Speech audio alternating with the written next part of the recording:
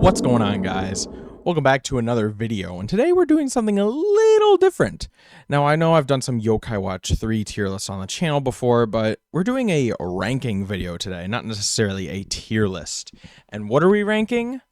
The Final Destination films. Final Destination has been a franchise that I've always loved. Well, not always, but, I got into it when I was in college, when I was doing some horror movie watching bonanzas, and I found the Final Destination series, and for some reason it just captured my interest so well. The concept was so simple but so unique to me, and that's one of the things I like about the Final Destination films is that the concept of people avoiding death and then death coming back for them, you can use that in so many different ways. It's such a simple concept, and you can really do a lot with it. And, throughout the 6 movies that they've done quite a few things. From changing, slight tweaks to the rules of the movies and the series to, just straight up flipping the script on its head and doing something completely different like they did in the 6th movie. So, yeah. Today we are going to be talking about all 6 movies because Final Destination Bloodlines just came out and, I've seen it. So we're going to be ranking all the deaths, all the disasters, including Final Destination 6. So, of course, spoilers for any of these movies if you haven't seen them, especially Final Destination 6. Go watch that movie, by the way. It is pretty good. So, another reason why I like the Final Destination series so much is that it's pretty consistent for a horror franchise. All the other horror franchises like Scream, Friday the 13th, Nightmare on Elm Street, all those franchises, they have their ups and downs, but Final Destination somehow has gone through 6 movies and 25 years of it and almost had a perfect track record besides one bad apple. But I personally think that pretty much 5 of the 6 Final Destination films are pretty good, and I just really like the concept a lot. So yeah, let's get into one thing. Well, a couple things. Firstly, if you don't know what the Final Destination series is or how it works, basically you got a group of people going somewhere or enjoying an event. Maybe they're going on a vacation, they have to take a plane. Maybe they're just enjoying their time at a fair and going on a roller coaster, right? And then one of our friends suddenly has a premonition, a vision, if you will, of a terrible disaster that is going to occur on this event. Maybe the plane's going to blow up and a bunch of people are going to fly out, or the roller coaster is going to derail in some horrible way. And then they snap back to reality and warn everyone, oh my God, everyone's going to die. We have to get out of here. And, a group of people actually do follow this main character out, and the disaster still happens. So now, Death gets all sissy-pissy and goes back to try and kill the people that were never meant to live in ridiculous ways. So that's what the Final Destination series is all about. Now, obviously, our main characters are going to try and prevent themselves from dying because, they feel they've rightfully earned their spot to, not die. So there's all these rules that go into it, and we'll get into them as we go through the movies. But for now, that's all you need to know. Group of people survive a disaster that they were supposed to be on, and then death comes back for them. So, our criteria for ranking these deaths and disasters. So for the deaths, one of the things that Final Destination is known for is its complex and Rube Goldberg-like kills, right? There's a long chain of events that go into these kills sometimes, like maybe a computer blows up and glass shards get launched into someone's stomach, and then they're trying to get out, but a cloth stained with alcohol falls onto a lit stove and causes another huge explosion. So they run out into the backyard and step on a rake, and the rake, the handle hits their stomach and the glass shards are pushed in further, and then they trip and fall and hit their eyeball on the pointy hat of a garden gnome, and that's their death. So, not super simple Death is in these movies. He likes to have fun with it. He likes to play little games and make these machines out of it. So, that is obviously one of the things that the Final Destination series is known for. So, if it has a good amount of that, the kill has a good amount of that, it's going to get a bit higher on the list. Another thing, is it just a good kill, right? Like, if you're watching the movie and someone dies, horribly, and you just go, ooh, that's a good kill, right? So, deaths that make me go, oh, those are the ones that go higher on the list. And obviously, if you get a combination of both of those, you got a good kill on your hands. Now for the disasters, the opening disaster of the movie. Pretty much the selling point of the entire movie. You know, everyone wants to see that huge disaster, right? So firstly, the scale of the disaster, right? Is it intense? Are there good kills within it, you know? Obviously, this is a huge loss of life here, so it has to be shocking, right? It has to be, you know, brutal, right? Another thing, is it relatable? A lot of these movies thrive on anxiety. They thrive on feeling paranoid that things in your everyday life could kill you. I mean, I don't know, this microphone I'm holding in my hand could blow up right. It didn't blow up. You know, a lot of these movies thrive on anxiety and paranoia that things in your everyday life are going to go wrong, right? So if the accident is relatable, and that kind of goes for all the other kills too, then it's going to be better, right? If it's not very relatable, like, oh, that would never happen, then, you know, it's not going to be as effective. So yes, we are going to be ranking every single death and disaster in the same list. And then afterwards, I'll go through how just the disasters rank up, and then we'll rank my favorite movies, all 6 of them. And double kills will be counted together, by the way. So anyone who's killed, like, in the same scene, you know, like, maybe 2 people die in the same trap, or someone dies and then that causes the next person to die, those will be counted together. And it goes for, you know, if there's more than one, right? So 1 person dying gets the same spot as 2 people dying or 3 people dying. There aren't many of those. And of course, by the disasters, we're going to be ranking those by the premonition kills, since, you know, that's what the main draw is. No one likes to see, you know, the after, like, we're not going to be ranking it just because of the aftermath. We're going to be ranking it from what we see in the premonition, but, you know, it's still indicative of the actual disaster anyways. It's just that we get to see the good stuff in the premonition, you know what I mean? All right, let's get into it. Every single main character and disaster ranked. Final Destination 4. My beautiful, beloved Final Destination 4. Yeah, this movie fucking sucks. Yeah. If you know anything about Final Destination, you know that a lot of people consider the 4th movie to be the worst, and for good reason. The characters are not very memorable, and surprisingly though, it is one of the highest grossing films in the franchise, which is probably, I mean, the 3D factor of the movie probably has something to do with it. Yes, this is Final Destination 3D. This is our 3D movie of the bunch. So you know it's going to be a good one. And we are starting off with a very embarrassing and, just an embarrassing death. Jonathan Groves, the cowboy guy from Final Destination 4. Yeah, this guy's a bit of a nothing burger. Pretty much like every other character in this series. Jonathan Groves serves to be a plot device.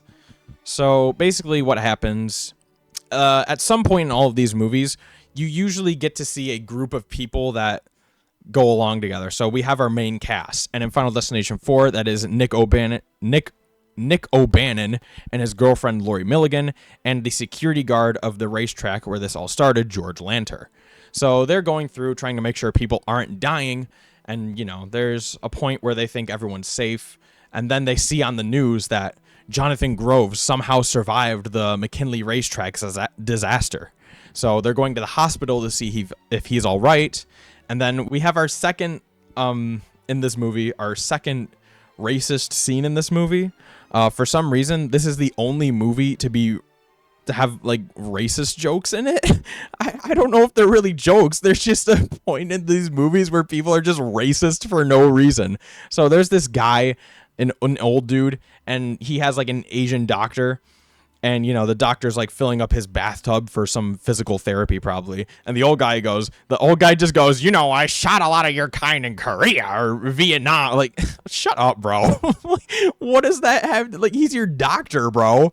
So this doctor leaves the bathtub on and leaves. And obviously the bathtub starts overflowing, which whether it was intentional or not, I could not care less. And I could not blame the doctor either way.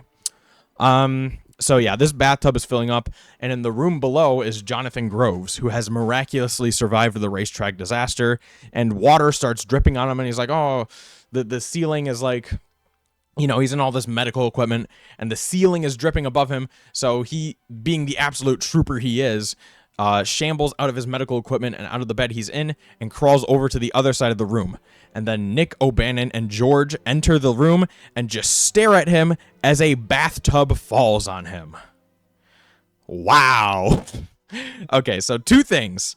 One, a lot of things that people have pointed out is that the water starts dripping above where Jonathan is in the bed, right? So that's where the main drippage starts. So you would assume that the pool is over there, right?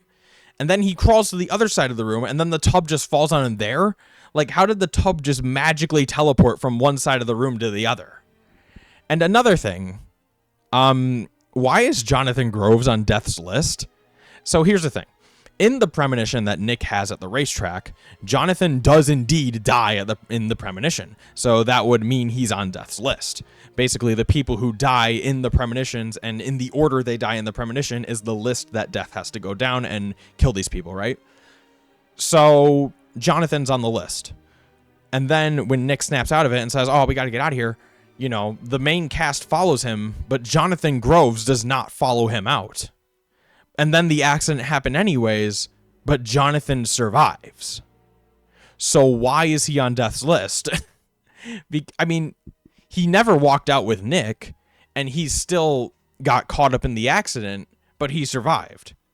Like, is death really just that, like, petty in this movie that he can't stand someone dying? He can't stand, like, someone not dying in his accident, so he goes back to get them? Like, what? It's just, like, a lot of people survived that accident too. I mean, there was only, like, I think 52 people killed at that racetrack, which, it's a whole stadium. There's got to be people sitting all around. I mean, there's got to be, like, maybe 300 people in there, and, not everyone dies, obviously. So does he have to kill them too? Like, I don't understand. And it's just like, why? Because he dies in the premonition, but then the accident happens and he doesn't die. So does that mean he wasn't supposed to die in the accident, or was he supposed to die? Like, I'm getting mixed signals here. Anyways, there's a lot wrong with this. It's just a stupid plot device. Bro gets crushed by a bathtub. Number 49.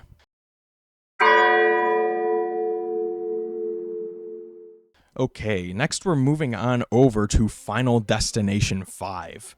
Now, I know I said I would be ranking main characters, so you would assume that's pretty much just exclusively the cast of, characters that survive the accident. But there are some other supporting characters in this series that do technically count as deaths.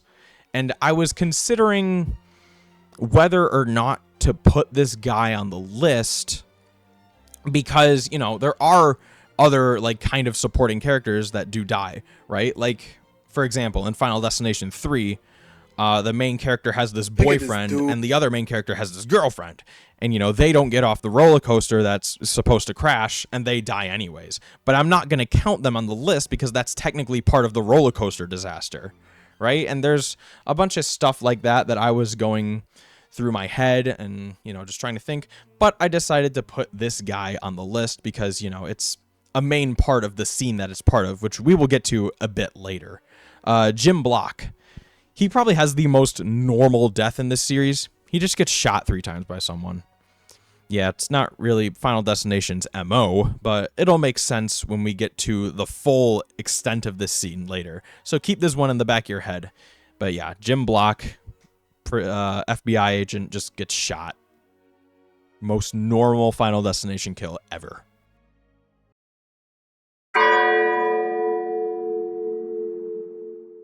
Okay, back to number 4. As you can see, number 4 is my absolute favorite movie in this franchise.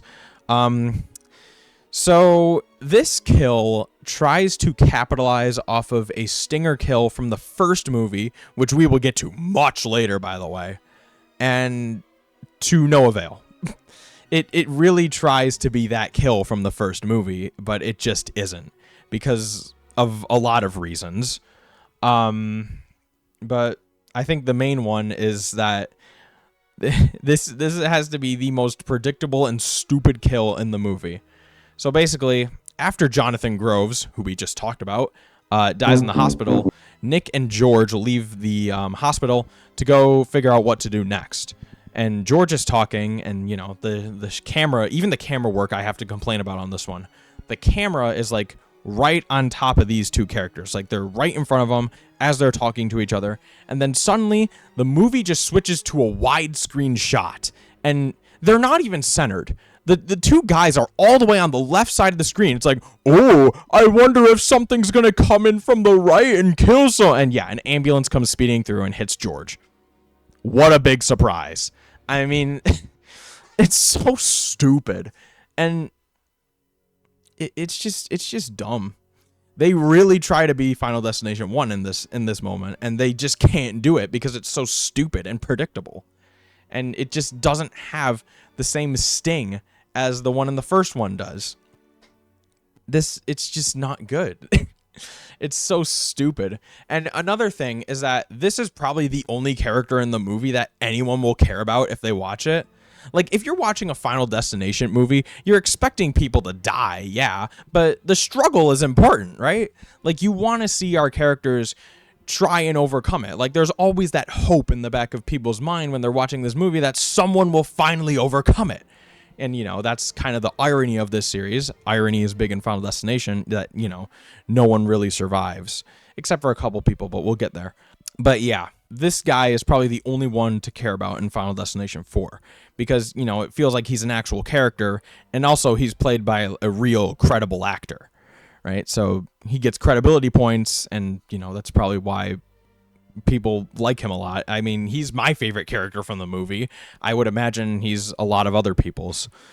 Anyways, we get to watch this guy struggle with alcoholism, and there's a couple scenes with him trying to overcome it, and it's all ruined by lazy and stupid writing when, you know, this guy tries to kill himself after he says he's made peace with death, which doesn't happen a lot in this series, but, you know, it's interesting to see that from him.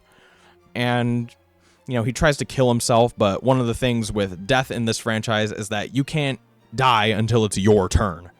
So he can't kill himself, and, you know, the three main characters take this as a sign that it's all over. And, you know, they go to celebrate, and this guy immediately starts drinking champagne. Like, buddy, weren't you just struggling with alcoholism, and we got to see, like, this emotional moment or whatever? Well, as emotional as Final Destination 4 can get. And, you know, it's whatever. So he's struggling with alcoholism, drinks champagne, and then, you know, he just gets hit by a fucking ambulance. Which, is it supposed to be ironic? Like, ooh, a vehicle that saves people kills someone. How ironic, guys! Like, come on, you can be better.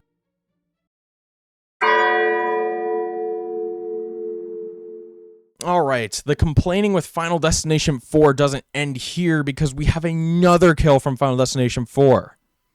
This is the point in the movie where our main group just kind of gets together, and they're going to meet with the next person on Death's list, who, according to Nick's vision, is the mechanic Andy Kuzer, whose wife got absolutely obliterated by a tire. And, you know, he's all sad about it. And, well, he's not really sad about it. He doesn't seem it anyways. But, you know, he's a car guy, so they go to the mechanic shop.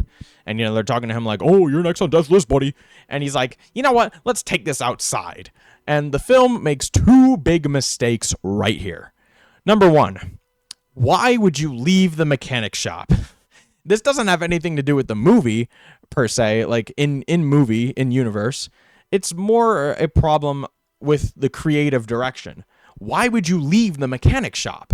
It's so much interesting in there than it is outside the mechanic shop. Like, you could get caught in like some insane machine thing or some steam thing, and a car could crush your head. Like, that seems so much more interesting than what actually happens. And another thing, you know, once they actually move outside, you get to see the most obvious and embarrassing excuse I have ever seen for a kill fence. Like, it's so obvious. Like, this fence with thick steel beams going down, like, oh, I wonder if this is gonna kill someone. Like, of course it does. It's the thickest, most steel fence I have ever seen in my life. And it's just so ridiculous. You know, the car a car from the mechanic shop rolls out and it hits him, and you know, he almost gets pushed into the fence, and then he goes, "It's not my time, guys." And then he gets hit by an oxygen tank, and you know, he gets pushed into the fence, and you know, chunks of his back fall out. Like, oh wow, are we supposed to be surprised that the fence that looks like a fucking cheese grater is gonna kill someone? Like, ugh. All the irony has been lost in Final Destination 4. There's no more irony. It's just shallow references to other films and stupid, predictable kills. That's what the movie amounts to, but whatever. This is a pretty ridiculous one.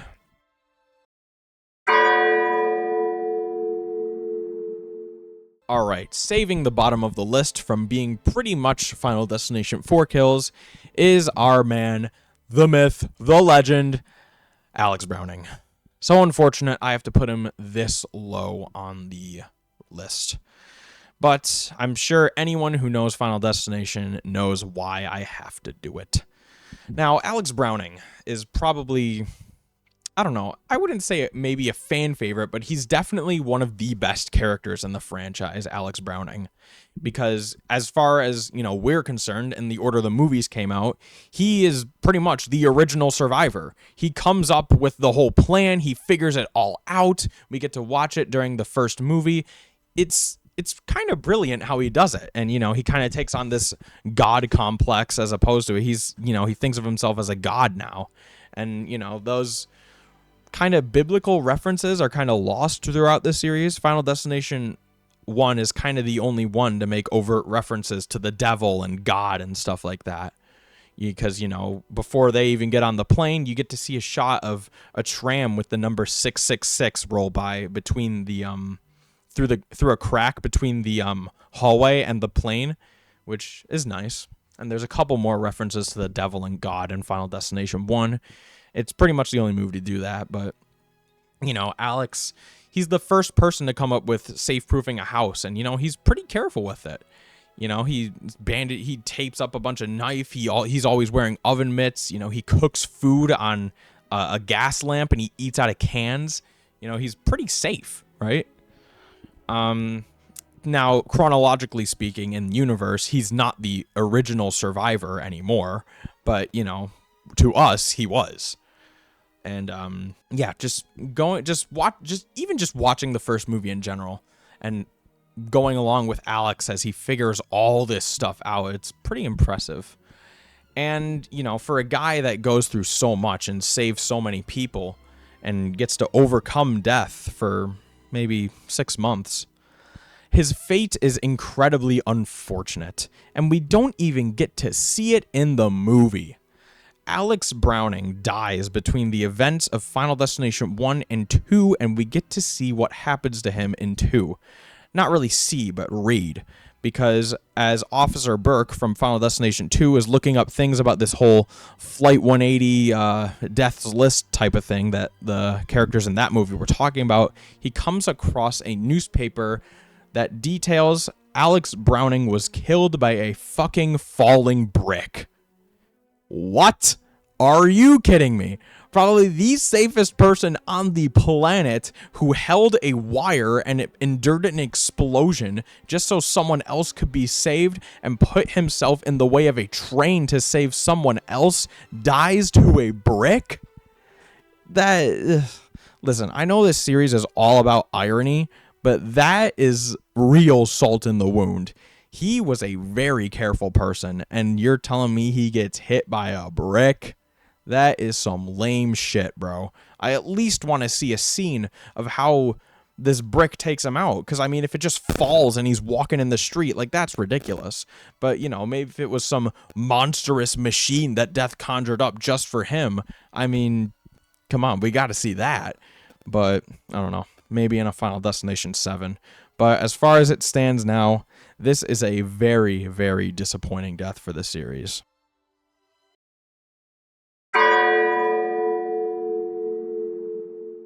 Okay, we are on to our first disaster. And yeah, it's from Final Destination 4.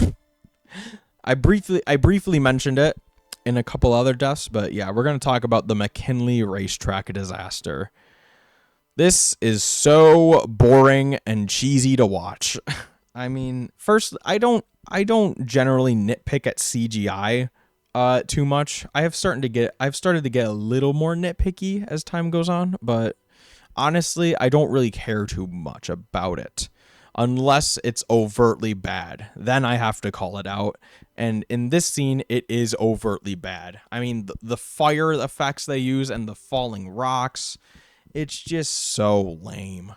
It doesn't look very good. And especially in the shot where all the crew escapes after the premonition and they look back, there's just some like green screen fire with people running around. It looks really bad. So, yeah, it doesn't look good, but are the kills good?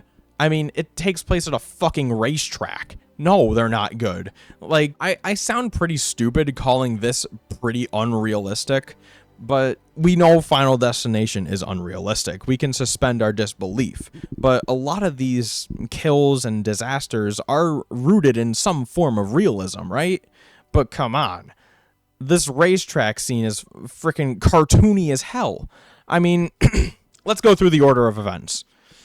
So basically, this thing that was stuck in the back of one of the cars on the track falls out, and the 666 car hits it, and, you know, it flies, and a bunch of cars start exploding. Now, I think one of the mistakes from this movie and this sequence of events is that the victims are the people in the audience. I think it would have been so much more better for this movie if the people who were supposed to be on death's list were the drivers, right? Because, you know, that makes more sense to me. Like, they could get in some huge crash. But no, it has to be the people in the audience, like, whatever. So basically, here's what happens. The cars start exploding, and all you can see of the racetrack is just these big fire explosions. And our first two to go are Carter and his wife, who get bisected by a flaming car hood that just flies out of the fire and slices these two across the torso. Like, ridiculous, but okay. Next, we have Samantha Lane and her family. Her family actually manages to get away, her husband and two kids, but she gets trampled by the crowd, which is probably the most realistic part of this. And then an engine from a car flies into her chest and makes this Looney Tunes ass dong noise, and it looks super stupid. And then the mechanic guy, Andy, we talked about, trips and gets impaled through the back of the mouth by a piece of wood. Yeah, this is super stupid. And then the wood comes at you in 3D, and it's like, whoa, and it's pretty stupid. Yeah, he trips and falls, like, and then it goes through the back of his mouth. Like, that's super unrealistic. It's not the sharpest piece of wood in the world, and like, your spine's back there and stuff, and it has to go through your neck, and then it goes like, ugh, whatever. It's stupid. And then Jonathan Groves from earlier gets hit by a flaming car that just flies into the audience, and he's against a pillar. It's super unfortunate because this is actually a practical effect. They had this car on a ramp that was supposed to fly at him, and then this pillar breaks, and it looks cool, but unfortunately it's covered up by shitty CGI. And then two more characters, Hunt and Janet, are crushed by some boulder. I mean, I know it's a part of the, you know, seating area above them, but it looks like a fucking boulder, and it just falls on them, and it looks super bad. And then two more main characters, Lori and George, get caught in an explosion, and this pushes our main character Nick back, and he's impaled by a metal rod. It's not very exciting to watch. And I was talking about the relatability earlier in the intro, and this probably has to be the least relatable accident in this entire franchise. I mean, yeah, racing is popular in America on these racetracks, but I mean, people outside of America, like, this is probably not super relatable for them. And, you know, even people in America, like, not everyone goes to these races. It's like, it's not relatable at all. I personally have never been to a race, so this doesn't scare me at all. Like, I'm not gonna, like, if my family goes, oh, we're gonna go to a racetrack, and I'm not like, ooh, I'm thinking of Final Destination 4. Like, maybe I will because I like this franchise, but I'm not gonna be scared. Like, because this shit doesn't happen. Like, no flaming hood from hell is gonna cut me in half, or a car isn't just gonna fly off the track and into the audience. Like, it's so stupid. It's so unrealistic. And that's what happens when you hand this movie franchise over to someone who directs stunt films.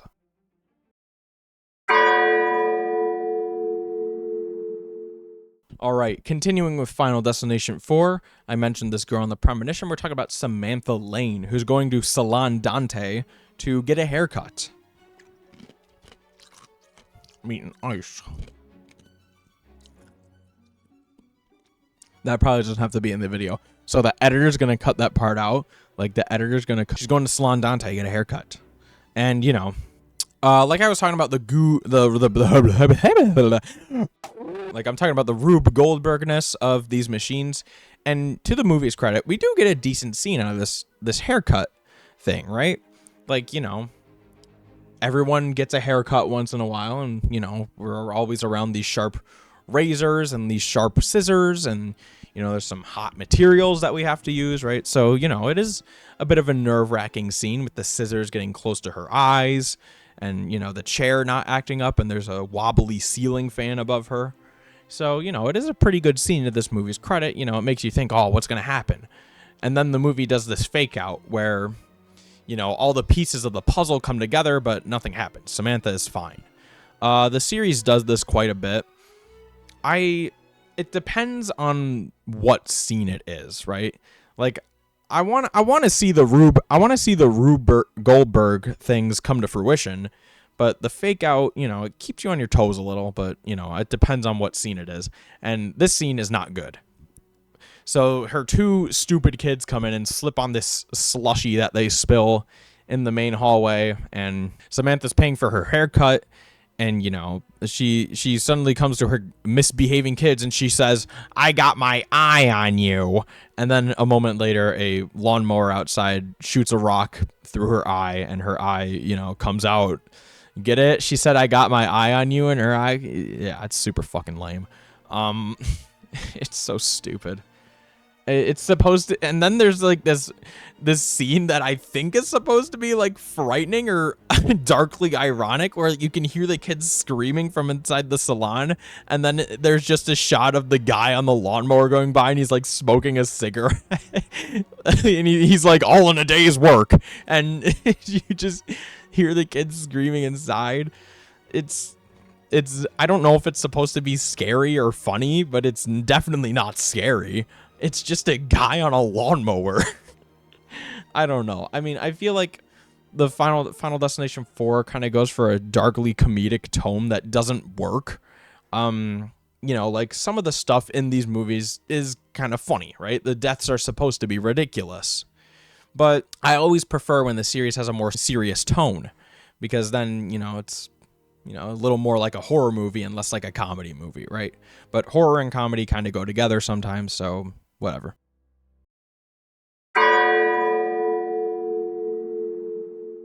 So, it pains me to put a racist guy up high on this list, you know, but, you know, like I was talking about from the previous one, this scene, you know, it has its stuff, but I honestly just think it's kind of funny. It's more funny than anything. This racist guy who we saw at the beginning, who apparently has to drop a mandatory hard R in the movie because he's a racist, and you can clearly tell he's a racist because he has a swastika on his arm. So, you know, you can tell he's a racist. Thankfully, we don't have to suffer a movie with this guy because he's the first to go in this movie, and his death is not great by any means, but it managed to get in the bottom 10. So, you know, good for you, Carter. Anyways, this guy continues to put a bad name on people who listen to metal because he pulls up to the security guard George Lanter's house, who is a black person, and, you know, he said the hard R too earlier, listening to metal music. Thank you, Final Destination 4, for giving those types of people a bad name, because yes, everyone who listens to metal is a hardcore racist.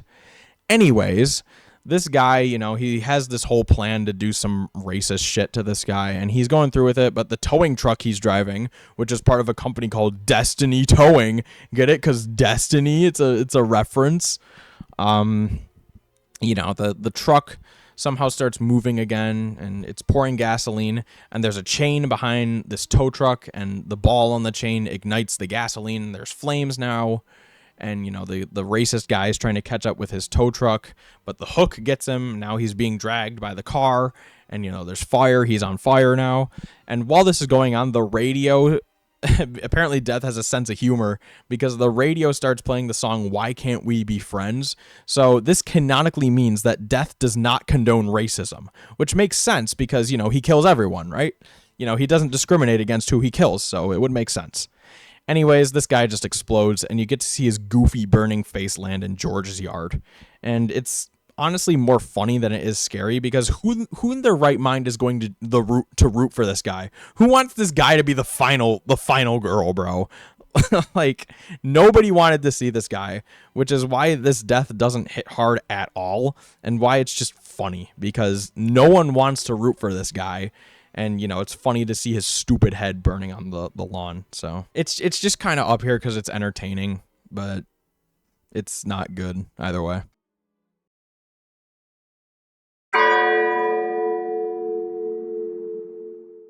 All right, we finally get to take a trip to another movie. A new movie, Final Destination 3. We are here at Final Destination 3.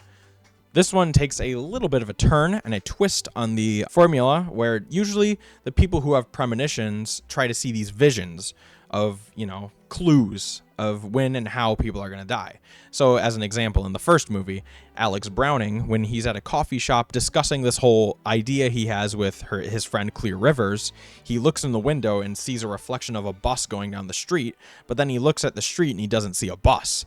It's a clue. Someone may or may not be hit by a bus, or something to do with a bus, right? So there's all that going on. Sometimes Death likes to be funny and give little clues, or, you know, in Final Destination 4, Nick gets these mini visions of, you know, things that are going to be important in the next death, and "it's here" is always a word and phrase in those visions. It's pretty stupid, the mini vision thing, because they look really bad, but, you know, whatever.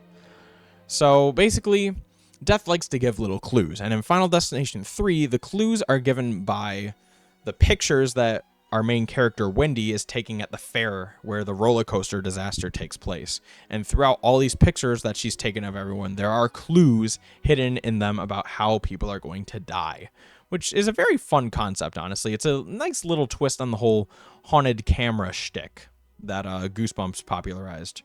Or may or may not have popularized. I don't know. I don't know if Goosebumps was the first to do it, but, you know, it definitely popularized it. Anyways, I don't know what that has to do with any of this. I'm just giving an intro to Final Destination 3, because this is probably the most forgettable death in Final Destination 3. Anyone who's probably seen this movie probably doesn't even know this person's name. Perry Malinowski. Raise your hand if you know that name. I didn't before I started looking into this. But yeah, she gets impaled by a flag. So basically, at the place where the final act takes place, there's this tricentennial festival, and, you know, they're kind of celebrating their history, right? So there's like Benjamin Franklin going around, and, you know, there's horses and there's military looking people, right? So it's a bit of a festival. And there's this whole scene with a horse, and Perry Malinowski gets caught on the butt end of it. And this horse flicks a flag out of the ground, and the flag shoots through her stomach, and she's impaled by a flag. It's probably the most forgettable death in the movie. This movie has a lot of good deaths, but yeah, this one's pretty forgettable. Not a lot to say about it.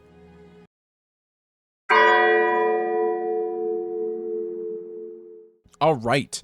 Now we have our first, and I believe only, triple kill on this list from Final Destination 4. Final Destination 4 loves being at the bottom of my list. Not counting premonitions, obviously. I believe this is the only triple kill in the franchise. This is the final scene of the movie. And basically, our three survivors, quote unquote, Nick O'Bannon, Janet Cunningham, and Lori Milligan, are chilling at a coffee shop called Death by Caffeine. Get it? Death? So, you know, they're chilling, and, you know, they're like, "Oh, it's all over, guys," and they're chilling. And, you know, Nick goes to sit down. He's getting a bad feeling. Oh, something's going to happen. A bus with the numbers 180 goes by on it. You know, 180 is kind of the omen for death in our franchise because of the infamous accident that occurred in the first movie of Flight 180. But anyways, you know, a bus with the number 180 goes by, and Nick's getting this bad feeling. He moves his arm on the table, which is in a cast, and you know, he sees the word "it's here" on the table, like he has been in his mini visions. And yeah, a semi truck comes barreling through the window wall, and it hits these three, and we don't even get to see it because it's covered up by some X-ray filter that goes into the credits. Now listen, the X-ray filter is cool, but really, like, these were probably going to be some of the more satisfying deaths from what we saw on the X-ray. Like, someone's head gets twisted 360, you know, someone gets crushed by a tire, someone's hit into a pillar. It looked like it was going to be decently cool, but you know, we got this stupid X-ray filter. We only get to see teeth falling and bones snapping. There's no blood. Skeletons getting rammed into poles and floors. I can't even tell who's who. There's probably someone who's analyzed the scene and, you know, seen where they were sitting and be like, oh, this person does this and this person does this. But I don't feel so inclined to take a look into that. All you need to know is that these three are hit by a truck in a very anticlimactic final scene, considering the franchise, in cool X-ray filter mode.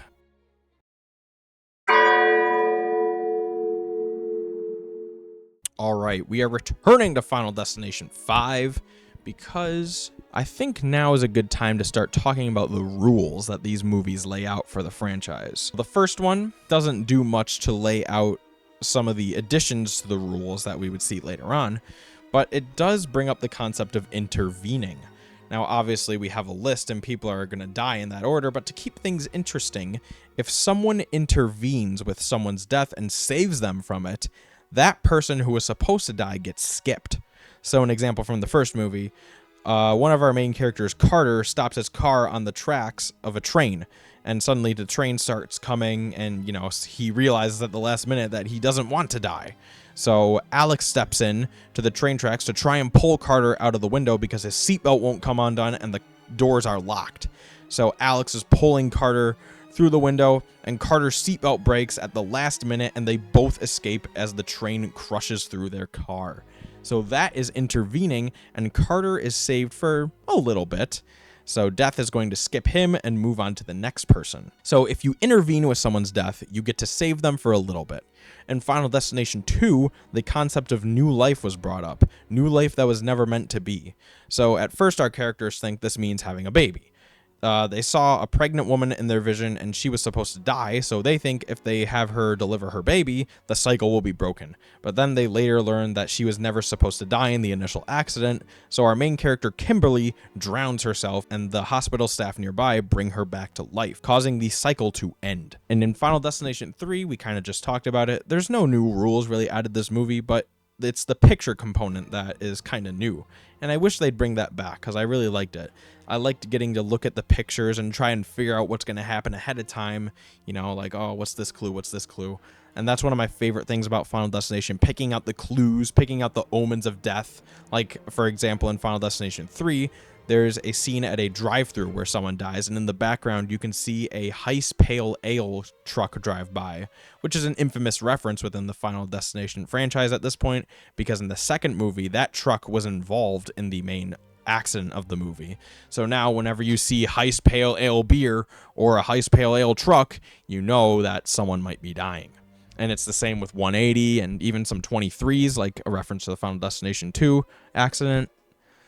And in Final Destination 4, there was really nothing. Like I said, Nick just had these mini visions. It's not really a twist on anything. It's just stupid. But Final Destination 5 probably has the most interesting one. If you kill someone, not just anyone in the group, but anyone on Earth, you get the time that they're supposed to have left on Earth. So say there's this middle-aged woman and I'm on death's list, I can kill her, and if she was supposed to live for 16 more years, then I get 16 more years added to my own life. So that's one of the interesting things that Final Destination 5 brings into it, and this is integral to this scene with Roy Carson. He's not necessarily a main character. Again, he's more of a supporting character in this movie, but his boss, Nathan, is one of the main characters, and he's who we are concerned with. So Nathan is supposed to die in this scene, but at the last minute, he pushes his employee Roy, and Roy gets a hook through the jaw. And he dies, so Nathan gets his time. It's an all right scene, you know, but it's nothing magical.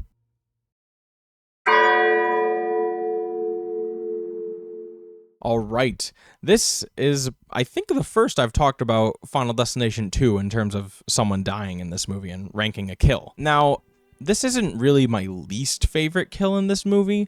It's more of the circumstances behind it, because the kill looks great. So here's the situation.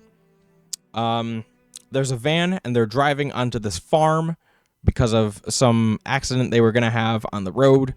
And, you know, there a bunch of PVC pipes get flung through this car, and someone almost dies as a PVC pipe punctures, like, I think a main place in their body. I think it's Eugene, and I think he gets punctured where, like, his lung or something, because, you know, he's having trouble breathing. So they're trying to figure it out, but the character that concerns this death, Kat Jennings, is stuck in the car because there's some log like lodged on her lap, and there's also a very sharp PVC pipe behind her sticking through her headrest. So she's stuck in the car, and these firemen come to help her, and, you know, she's kind of like complaining, like, oh, the thing's too loud, and the fireman utters a pretty snarky response going, yeah, I'll just put it on quiet mode, and starts laughing, and he jams the thing into the car, causing the airbag to go off, and Kat's head gets launched through this PVC pipe. And, you know, it looks great, but there's a couple things that I don't like about this. First, obviously, the snarky fireman. Like, you're supposed to be saving someone, dude, and then he just jams this thing into her car. Like, come on, man. These guys have anti-airbag technology that are supposed to save these people. Like, he's being incredibly careless right now, and also just an asshole. So I don't like that guy. But another thing, like, if you're going to try and focus on cutting this tree branch, well, why not just cut the pipe behind her head so she's safe? Right?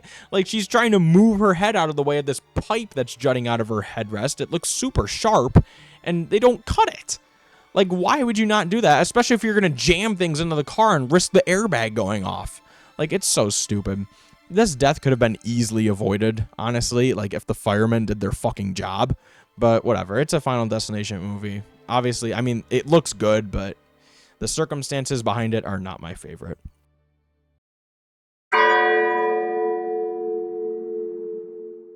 All right, now we have our first double kill on the list. We talked about a triple kill, but now we got a double kill, and it is another one from Final Destination 2, Clear Rivers and Eugene Dix. So, I mean, this kind of takes place just after the scene we just talked about. So, you know, they're rushing Eugene to the hospital because of how, you know, he got punctured by the PVC pipe. And, you know, he's in the hospital, he's chilling. And this whole thing goes off in the hospital where some wires disconnect and, like, some gas is in the room. And, you know, he's trying to breathe. And, you know, he's kind of just silently dying in this room, while the main characters are trying to deliver the baby that is not going to save them. And once they get the baby delivered, they think everything's okay. You know, like, oh, Eugene, we're saved. And then Eugene kind of looks like he's saved as the thing goes on to emergency power. And, you know, everything looks like it's going to be okay. But then suddenly our main character, Kimberly, gets the vision that the pregnant lady that they just delivered the baby for wasn't supposed to be in the accident. And then, you know, she's trying to warn the others that it's not over yet. But Clear Rivers goes to open the door to Eugene's room, letting in oxygen, I guess. I don't know. And it causes this huge explosion where both Eugene and Clear are taken out. Now, upon another watch of this movie, I realized that you can actually see Clear River's body get thrown back, which is a pretty cool effect, but, you know, this is kind of disappointing for a couple reasons. One, Clear Rivers was a main character from the first movie, and, you know, her being in this movie, it means she actually survived, right? Like, she survived because she put herself in this detainment cell in some insane asylum, a padded room. She's got nothing but a few papers on her wall, a bench, and a kind of TV thing in this huge padded room. So she's completely safe, right? Like, nothing can get her at this point. And yet she decides to come out of this room knowing that she's marked for death to try and help these people, which I get trying to help the people, but I mean, you could have just told her everything you needed to know. She didn't have to put herself in harm's way, but it was part of Death's plan all along. So Clear Rivers was let out, unfortunately, and she's killed in this explosion, which is not the most ironic twist of events, but, you know, it for what it is, it kind of suffices, I guess, but it's a little disappointing to see that someone, you know, smart like Alex would make a kind of stupid decision like this.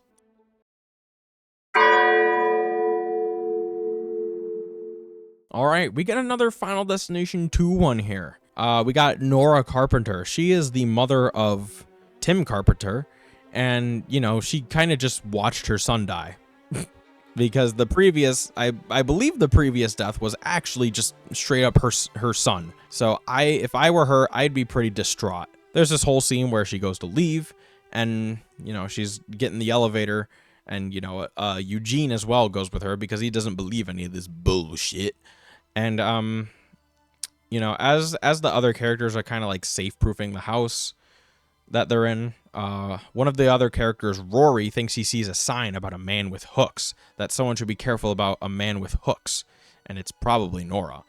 So the characters call Nora and warn her of a man with hooks, and coincidentally, there seems to be a man in the elevator with them that has like these basket of old amputee arms with like the ones that have the hooks on the end, and, you know, obviously he's the man with hooks. So he's going to like be a perv and sniff Nora's hair, and then one of the hooks gets caught in her hair, and then, you know, this leads to people freaking out, and, you know, she's trying to get out of the elevator even though the thing's still stuck to her hair, and the elevator doors close on her, and it decapitates her. I originally thought this scene was much better when I first watched it, but upon a couple other watches, it just kind of gets worse and worse, because, I mean, if she just stopped freaking out for a second, she could have easily got her hair untangled from the hook. I mean, she just had to stop freaking out and get her hair untangled. It's not that hard. It's super easy to avoid. But she just freaks out, and, you know, elevator takes her away. There is a nice shot, I will say, though. It doesn't fully show her head, but honestly, I kind of like it better that way, because it shows like half her head just laying on the ground, and Eugene's just freaking out and crying. Obviously, now he believes this stuff, and, you know, it's just kind of a haunting shot. But yeah, it's all right.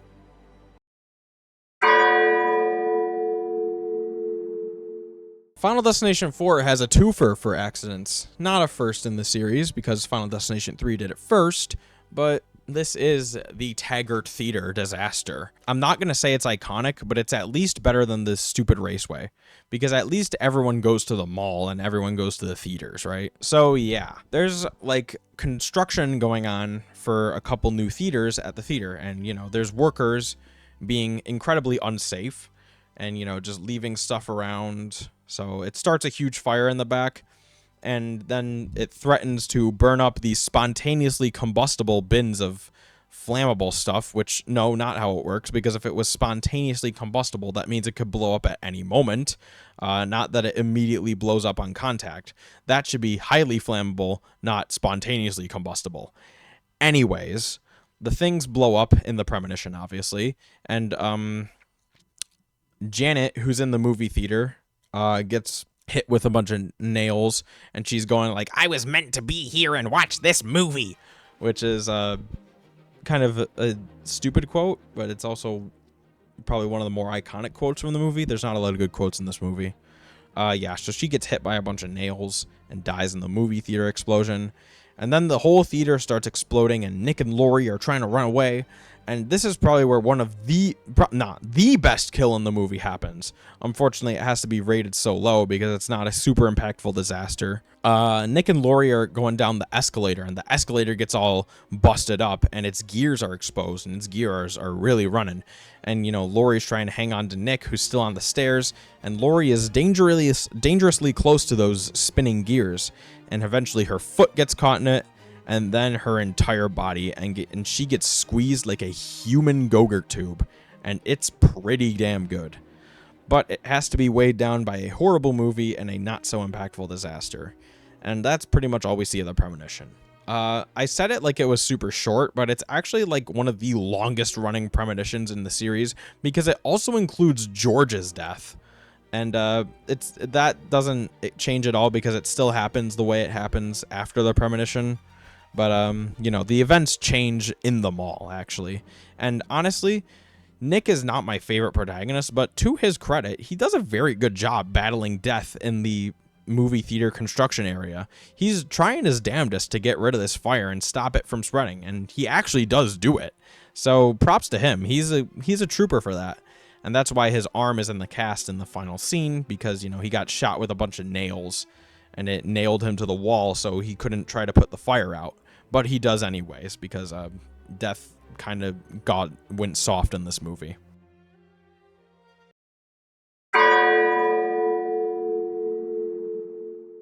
All right, pretty much finishing out Final Destination 4 for the moment is Nadia Monroy.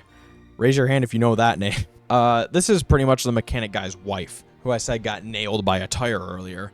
And yeah, this is the scene where it happens. She gets fucking obliterated by this tire. She's, you know, ranting outside of the stadium, and in the background you can just see this tire flying through the air, and it just freaking comes down and crushes her. It doesn't completely crush her. It takes like a third of her body out, but then there's this awesome shot of her dead body laying on the ground, and there's guts everywhere, and it looks pretty good.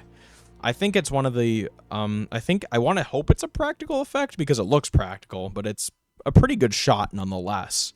So it's probably one of the better deaths in Final Destination 4, even though it's a really simple death from a sort of side character. Yeah, I mean, there's not much to say about it. This girl just gets nailed by a tire. It's pretty awesome.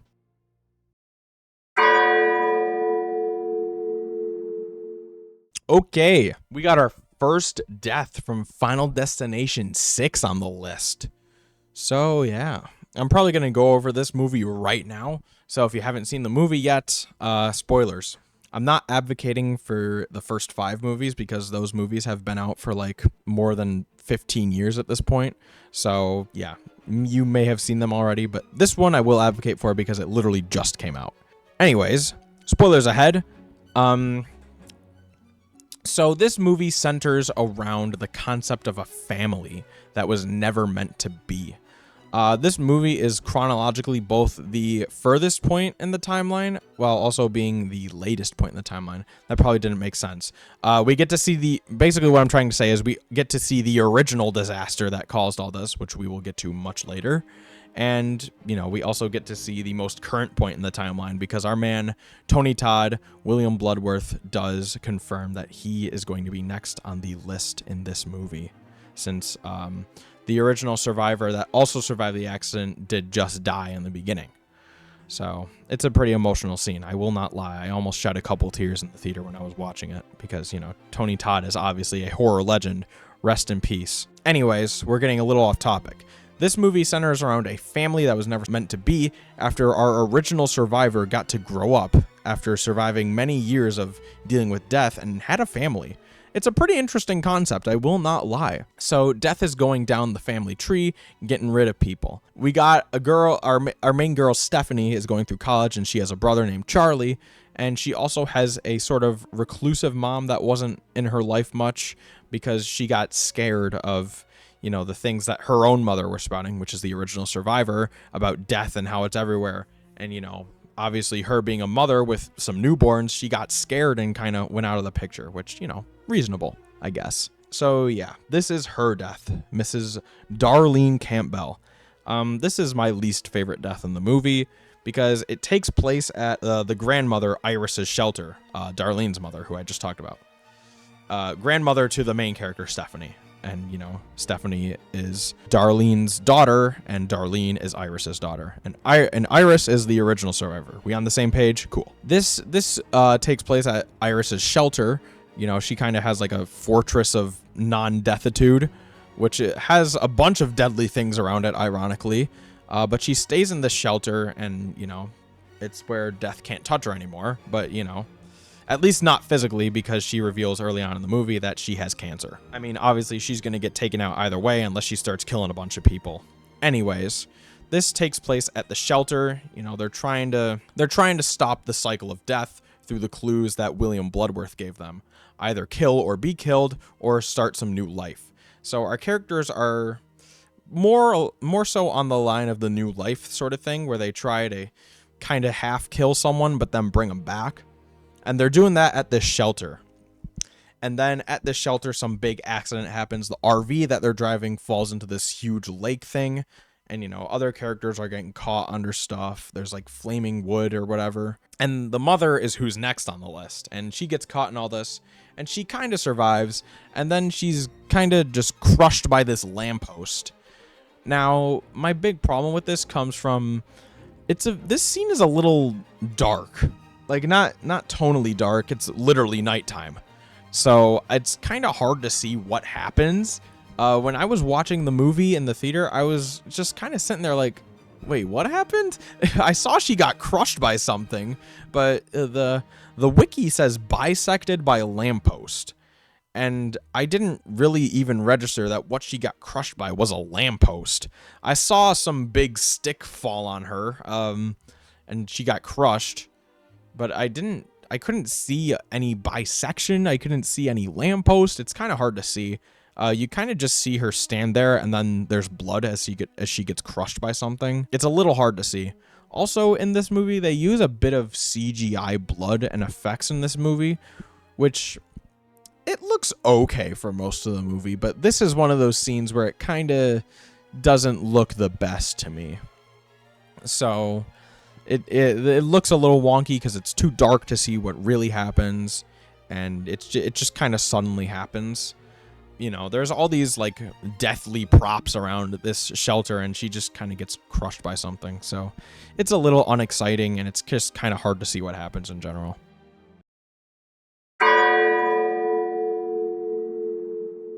All right, we have the first stinger kill on our list. It's at the very end of Final Destination 2, like right before the credits roll. So after Kimberly and Officer Burke survive their whole dance with death, you know, they're having a grill because one of the other characters in their group, Rory Peters, actually saved their son from getting hit by a van.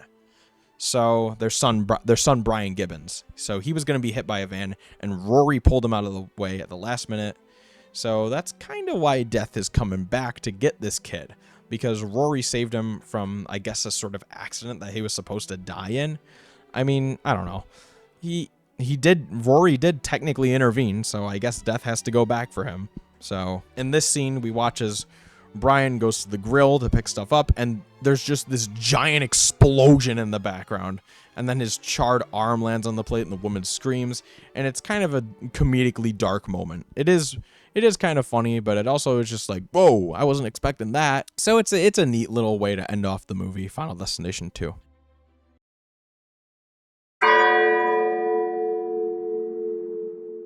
And now we get to talk about Rory Peters. I just mentioned how this guy saved the last guy, and then the last guy still died, so I guess this guy's gonna die. He dies earlier in the movie, though. And this death is directly related to Kat Jennings' death, who we talked about earlier. So when she dies, she was holding a cigarette, right? And the cigarette falls from her hand, and it gets blown away. And it goes down to this pipe where there was a couple of gas leaking. A news van sort of showed up and just kind of backed into this rock, and it punctured a gas tank, and the gas is kind of flowing along, and then the cigarette that Kat drops goes over to where the gas is, and, you know, obviously ignites the gas, and then the news truck blows up, sending this barbed wire fence flying, and Officer Burke is kind of like, oh shit, and he ducks, And right in front of him just so happens to be Rory Peters, who gets trisected by this barbed wire. It looks pretty good, you know, as far as a practical trisection effect can go. You know, it's kind of neat to see his body like flop apart in these 3 pieces, and it's just a neat little kill that you're not really expecting. I kind of don't really have much to say about it. It's just, you know, barbed wire flies at guy.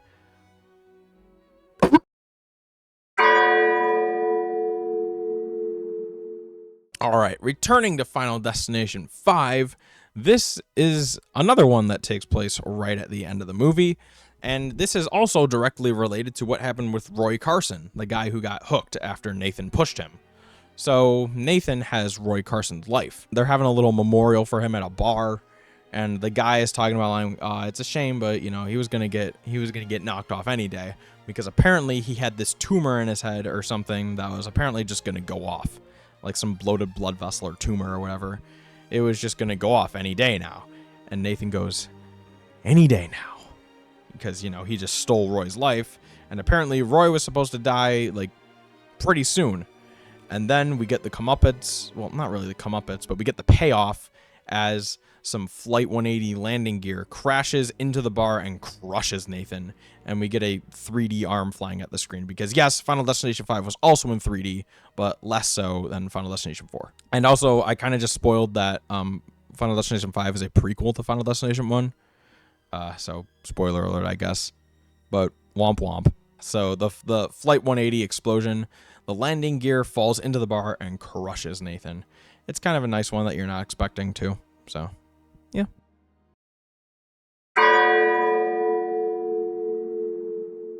All right. Our next disaster on the list, Devil's Flight, the opening disaster to Final Destination 3. It is a roller coaster accident, which, you know, roller coaster accidents do happen, and they can be pretty bad, but this is like an extreme exaggeration of that. Like, a lot of crazy shit happens in this scene. Even then, it's still a little to watch in terms of the other disasters that happen. It's almost a little boring, but, you know, there's some good stuff in here. So basically, what happens is our characters are getting on this roller coaster named Devil's Flight. And, you know, they're going up. And the pervy guy of the group, Frankie Cheeks, drops his camcorder. And, you know, it wheels around the track. And as the roller coaster track goes through, it hits this camcorder and knocks loose one of the hydraulic things. And then there's just this insane scene of a roller coaster going around a turn, and then just half of the front coasters just fly off of the roller coaster tracks, which kills Ashley and Ashlyn and the pervert Frankie Cheeks. Frankie Cheeks. So then this causes like a thing to get hit, and all their seat restraints like fling up suddenly. Like the safety kind of went off, and their seat restraints fly off. So these guys are kind of flying out of their seats now, and one of the characters, Lewis, almost flies out, but he's hanging on to our main man, Kevin. And, you know, they're going through all these loops, and he's hanging on for a while, but eventually he can't stand it anymore and lets go, and he flies back into this support beam, and he hits it pretty hard. He flies back into the support beam, and it makes a nice noise. Not a Looney Tunes ass noise like Final Destination 4. So then they go across the loop-de-loop, but, you know, the coaster has to get stuck at the top of the loop-de-loop because, you know, it's a roller coaster disaster. And the goth people, Aaron and Ian, fall after hanging from the top because they can't hang on anymore. And you can kind of hear and see their bodies hit the ground, along with characters who we don't know at the time are on the coaster, but then they are revealed to be later. The main character, Wendy's sister, Julia, and her friend, Perry. Raise your hand if you remember that name. So they fall too, and our main man, Kevin, who is a dog, by the way, not a real dog, you know what I mean. He's trying to rock the coaster back and forth so they can get off this loop. And he does actually do it. So the coaster starts going backwards, and it's going backwards pretty fast. And, you know, he's standing up in his seat trying to fix something. And then one of the beams that got bent earlier completely obliterates him, and he gets bisected through the torso. And then there's this awesome scene of his legs just in the seat, and you can see his guts spilling out. It's a pretty intense scene for, you know, just a roller coaster accident. And then the cart rolls backwards into this not good piece of track. I don't know. It's like lopsided. Like one of the things is sticking up, and the thing completely scorpion tails backwards and throws our main character Wendy to the ground. It's a pretty intense scene considering it's a roller coaster accident, but you know, it's not one of the most exciting accidents in this series. But it's still pretty good considering, you know, the series it's from. But yeah, it's a nice way to start off the third movie.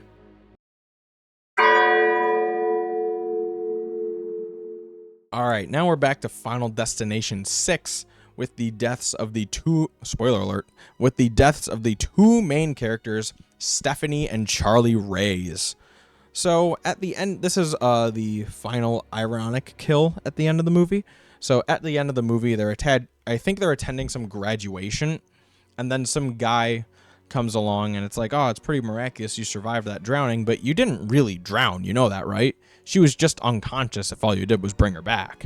And at first I was kind of confused by this, but then it made sense to me, like in hindsight, right? Like basically what happens at the scene where Darlene dies, Stephanie drowns in the little lake as she's trapped in the RV. She doesn't really drown though. She goes unconscious. See, that's the difference. She goes unconscious, and someone has to bring her back just by doing some CPR. So it's not like she really died. She just went unconscious. Whereas in Final Destination 2, Kimberly actually did drown because they had to get doctors to defibrillate her and actually bring her back. So that's why that one counted, which is confirmed by Final Destination 6 because it is confirmed by William Bloodworth himself that Kimberly Corman actually did survive Final Destination 2, which is kind of like a bit of a retcon with some timeline, but I'm not going to get into all that mumbo jumbo. So it's revealed that, you know, she didn't actually drown, therefore the cycle is not broken.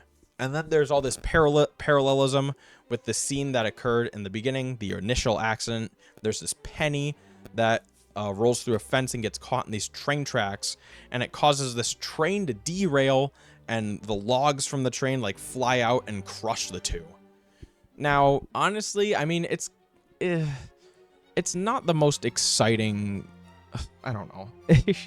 I don't know how I want to put this because it's not my favorite kill in the movie, obviously, and it's obviously that ironic final moment in each Final Destination movie, but it's not my favorite. Also, the kill with the logs, again, I'm going to complain about the CGI. It doesn't look the greatest to me. It kind of just, you know, the logs crush them, and there's a couple blood splatters, and it kind of just looks like they phase out of existence when they get crushed. So it's not really my favorite looking effect, but the train derailing and like crashing into this neighborhood, it kind of looks cool. But yeah, it's all right. The logs are all right. I like the parallelism with the scene from the beginning, but other than that, it's just all right to me. Because if I'm being honest, I was a little underwhelmed by this movie. I wanted it to go on longer. I felt like there should have been more to this movie. But alas, what we got was still pretty good though.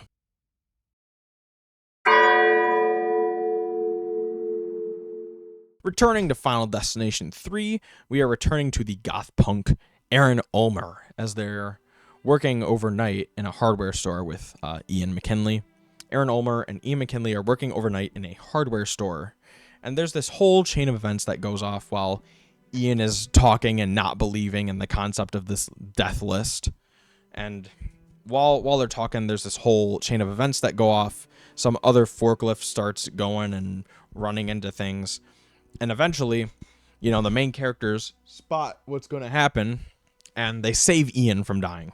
But this doesn't save Aaron from dying, as Aaron gets launched back into a nail gun, and we get to watch as a bunch of nails just fly through her head. And honestly, one of the things that kind of irks me about this is that nail guns are actually not super deadly. There's been a couple incidents where people have gotten shot with nail guns, and there's been a bunch of nails inserted into their head, but some people don't even notice when it happens. And, you know, it can be lethal, but not really. But obviously in this scene, it was lethal. And, you know, it does look pretty good. The nails sticking through her head and the hand up in the position, you know, it does look pretty gruesome. So it's a decent kill.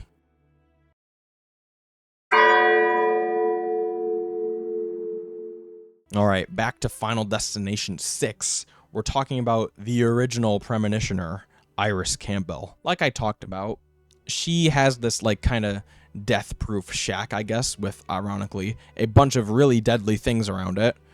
You think if you were going to make a death shack, you would have, like, tried to make it as safe as possible, but there's all this industrial, like, sharp and blunt-looking things around, and, you know, it's not the safest place on Earth, but, you know, if it worked, it worked. And, you know, in the beginning of the movie, Stephanie goes to try and contact her because she's been having this reoccurring dream about the original disaster and the original premonition, and she wants to contact Iris about it. So she's going there, and Iris is explaining how she's thwarted death for all these years, and she's kind of snarky about it, like Alex was, calling death a bitch and stuff. And, you know, this is where she reveals that she has cancer, so she is eventually gonna go. But Iris wants Stephanie to take her book and be like, oh, this is how you survive death. And Stephanie still doesn't believe it. She wanted to give it a try, but she kind of just comes to the conclusion that maybe Iris really is just some crazy coot. And then Iris goes, well, seeing is believing. So she steps out of the shack and accepts her fate as a weather vane falls off the top of the house, and some fire hydrant causes it to propel into the back of Iris's mouth. Now, this I believe a little more than the stupid Andy Kuzer fucking wood piercing, because, you know, weather vane is actually sharp, and it's getting propelled at a high speed by this fire hydrant that it punctured. And the spike comes through and dislocates her jaw a little, and it looks decent, but again, the wonky there's some wonky CGI again. But it looks pretty brutal. That's one of the things with Final Destination 6. I thought it was probably the bloodiest and most brutal movie in the franchise. Yeah, this is a decent one, but it's not my favorite looking.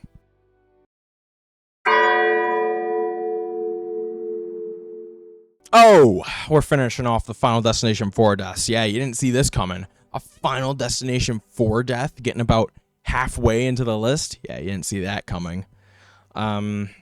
Yeah, we're talking about the pool one. Probably one of the most infamous scenes from this movie, the pool death. To this movie's credit, it is a sort of anxiety-inducing scene, you know? Drowning is probably the worst way to go, because, you know, it's pretty long. It takes pretty long. It's not instant. You know, you're struggling for air. Maybe you even breathe a little water in. You know, it's not a nice way to go. And, you know, Carter's stuck in a public pool, you know, not Carter. Why did I say Carter? His name's Hunt.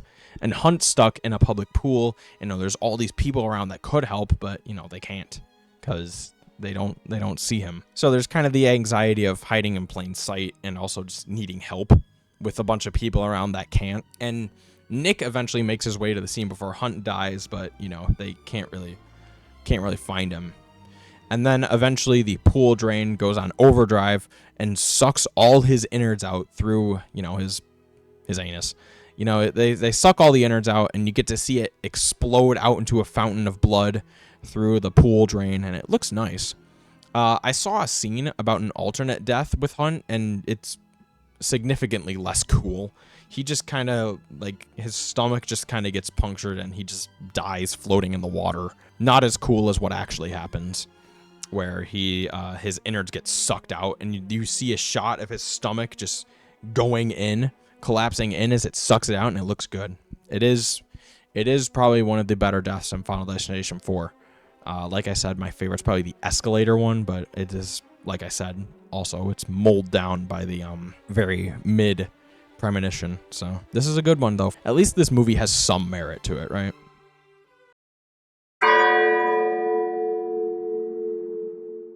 All right. The ending stinger kill from Final Destination 1, Carter Horton. Carter, you dick! We get to watch as our characters think they've finally overcome death, and we get to see them actually take the trip to Paris that they were supposed to go to. And, you know, we see them kind of honoring the people that never made it to Paris. And it's a decent scene, but then you get that irony. Oh, there's some signs. There's a French guy singing the John Denver song that has been an omen of death throughout this movie, just like the 180 has. And, you know, Alex starts getting a bad feeling suddenly, and he starts freaking out. And, you know, he's about to be hit by a bus, but Clear saves him in time. But it seems the bus was part of a grander plan. The bus hits something, and it causes the sign of the cafe they're at, Lemiro 81. See what it's going there? See what it's doing? And the sign flings by and almost hits Alice. Or Alice? It almost hits Alex. But then Carter pushes him out of the way and saves him last minute. And the final line of the movie, Carter says, "So who's next?" And we see in the background as the Miro 81 sign flies down and does a 180, and we see the number 180 on the sign as it slams into Carter. We don't see it slam into Carter. It's more implied, but it does get pretty close to him in the final scene. And, it is a tense final scene. It was probably good for the time, because at the time this first movie comes out, the irony of the Final Destination, we're just getting used to it. So this is a nice way to end off the first movie. It's pretty cool with the big sign coming down and hitting him. It's pretty nice.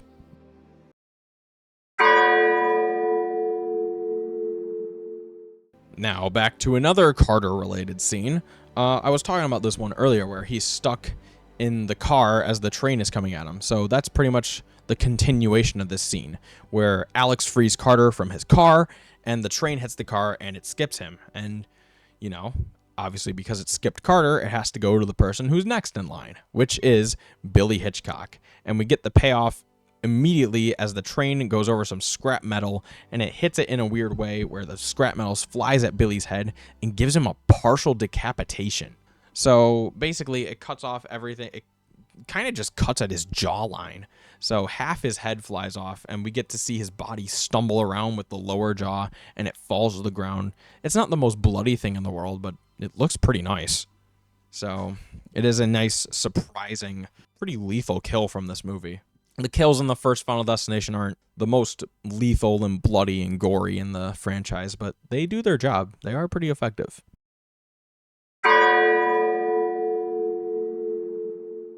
All right, moving back to Final Destination 6, we have one of the supporting family members, Julia Campbell.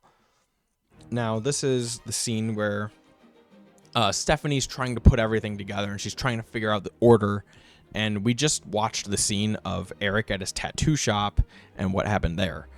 But Eric miraculously survived himself, and Stephanie starts to get clues that maybe Eric actually isn't next in line. So she's trying to go over, maybe what the order really is and why death seemingly skipped Eric, because it seems like what happened at the tattoo shop was just a freak accident. So they're walking down the sidewalk talking about all this stuff, and Stephanie points out, like, oh, this is just be careful. There's a tree trimmer here. It could fall over and hit the leaf blower. This guy that's doing the leaf blower, and the leaves could blow into this children's eyes who are playing soccer, and a soccer ball could hit someone. And, Eric's joking, like, oh, how could a soccer ball be lethal? And then, what Stephanie predicted actually does happen, but it's not targeting Eric, it's targeting Julia. I mean, you saw the thing, and I just said her name, so you probably figured it wasn't going to hit Eric. So the soccer ball hits Julia on the head, and it knocks her into this garbage can as soon as a garbage truck comes around and picks up that very garbage can. So Julia is now stuck in this garbage truck.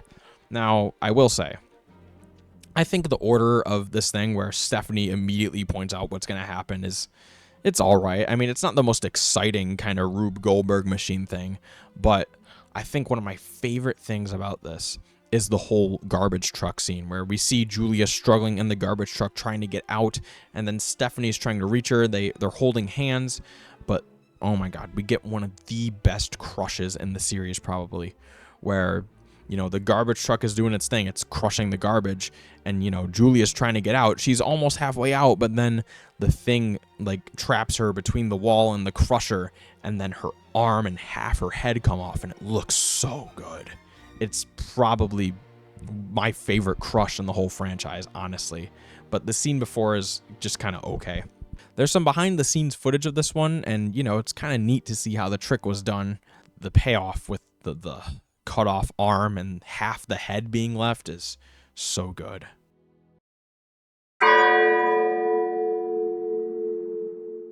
All right, sticking with Final Destination 6, we have the father. This is the kill shown off in the trailers for the movie in the backyard with the party and the beer glasses and stuff. So this is the one they chose to show off for the trailer, and if you've seen the trailer, you probably know how it ends. This guy takes a lawnmower to the face, which taking a page out of the Sinister book here, with the lawnmower stuff. And you know, I like a good lawnmower kill. I think a lot of people do. Lawnmower kills are nice. I like them. And this one's no exception. They got the whole Rube Goldberg machine and mystery of, there's the mystery of who has this glass shard in their drink, because we get to see a scene of a glass falling onto the counter, and there's some glass falls into ice, which is a very common risk in places like bars and stuff. If you have an open ice tank, you want to be careful. You don't want any broken glass to fall into it, and pretty much if something breaks, I mean, these guys pretty much just have to empty the entire ice tank out because, no one wants to drink glass. But obviously these people aren't aware of that risk, and the glass does get stuck in the ice. And, you're kind of wondering throughout this whole scene as people are drinking their drinks, you're getting anxious like, oh, who has the glass in their drink? Who has the glass? But it ends up not being that. There's glass on the floor as someone spills their drink, I think. That's what happened. And, the father, Howard, steps on the glass and falls over. The glass step is pretty gnarly, honestly. And, he falls over. He's like, oh, I stepped on some glass. And then a rake that was misplaced earlier falls onto the lawnmower, starts it up, and the lawnmower completely shreds his face. So, yeah, it's a pretty brutal one. But, I love me a good lawnmower kill.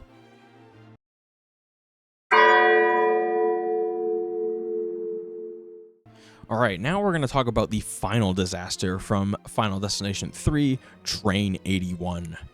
I honestly like this one better than Devil's Flight. Devil's Flight is pretty lethal, but Train 81 just kind of hits a different note with me, because one of my favorite kills in the entire franchise happens on this train. So it's kind of a couple months later after the events of Final Destination 3. This is the final scene of the movie. And Wendy is on the train hanging out with some new friends, and suddenly she meets her sister along the way. Her sister's there, like, oh, hey, Wendy, Julie. And they're hanging out for a bit, and suddenly they spot Kevin. He's also on the train. And he's like, oh, hey, what's up, guys? And suddenly Wendy starts to get a bad feeling that something's going to happen. And she gets a premonition about this huge accident that's going to happen with this train. And she sees her and her sister and friend die. So basically what happens is the entire underground train gets derailed by a accidental switch of the track, and it gets completely derailed, and all these cars are flying around, and there's wheels flying everywhere, and a wheel flies through the window and slams Julie away. She just gets absolutely bodied by this wheel. And they're trying to stop the car, and the car's all flailing around, and suddenly Kevin is getting smushed up against this window by the force of the train going back and forth, and he's getting smushed up against this window, and the window looks like it's gonna break. And oh my god, probably one of the best kills ever. The window breaks and he gets shredded against the wall. All you see is his body just slowly shrink to nothing until it's just a blood splatter on the wall. It's amazing. It's so good. And then the trains all crash, and Wendy is left alone. She's still alive, but her leg is pretty broken, and she's beaten pretty badly. And in a twist of irony, another train starts coming down the tracks, and presumably it hits her. Now, these characters aren't confirmed dead, which is why I'm only ranking the premonition deaths, but there is a crash at the end of the movie, so we never hear anything of them again, so it's pretty safe to say that what happened in the premonition actually did happen. But I'm still just going to leave them off the list, just in case. But yeah, the train accident is pretty brutal. And you get to see, there's this nice, long, quiet shot of all the damage that it's done. You get to see train cars, a bunch of dead people, there's fire. It hits pretty hard, honestly. It's a nice scene showing all the damage that's been done. And, it's a pretty somber way to end Final Destination 3.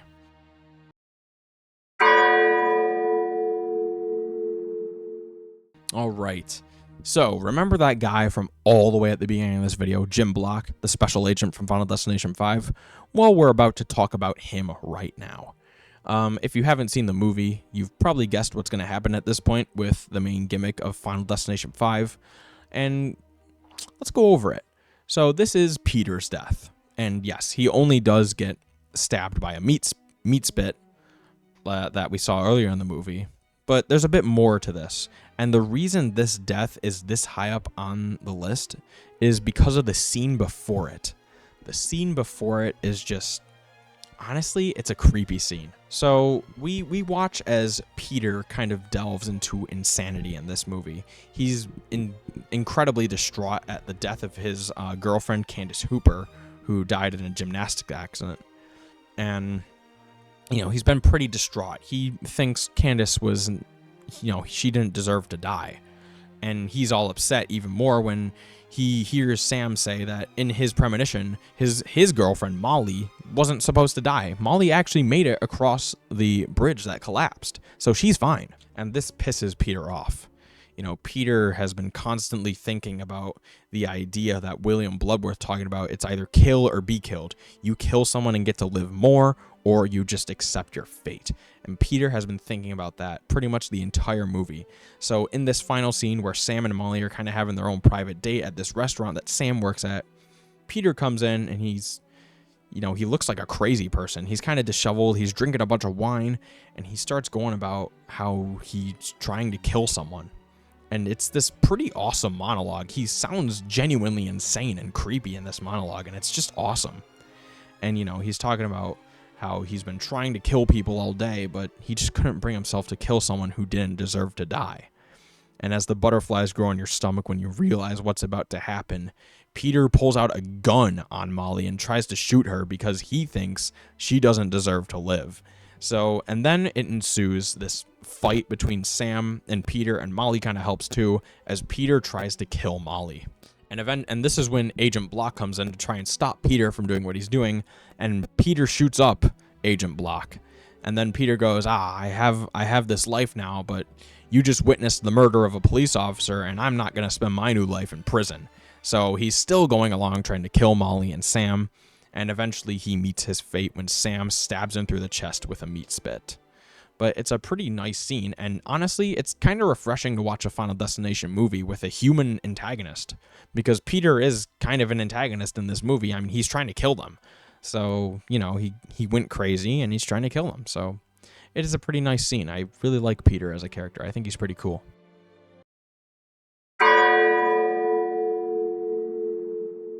Sticking with Final Destination 5, we have the Frankie Cheeks version 2, Isaac Palmer. He's kind of another pervert. I guess he has a lot of side pieces or whatever, because he's constantly getting calls from these other girls, and he's trying to flirt with other people on the team that he works with, you know, which is pretty much our group. And in this scene, he's going to get a massage. He's at a massage parlor, and, you know, he's hitting on these Asian women there, and he's saying cringy things like yum yum dim sum. Like, okay, buddy, maybe you deserve to die, bro. But it's this awesome scene.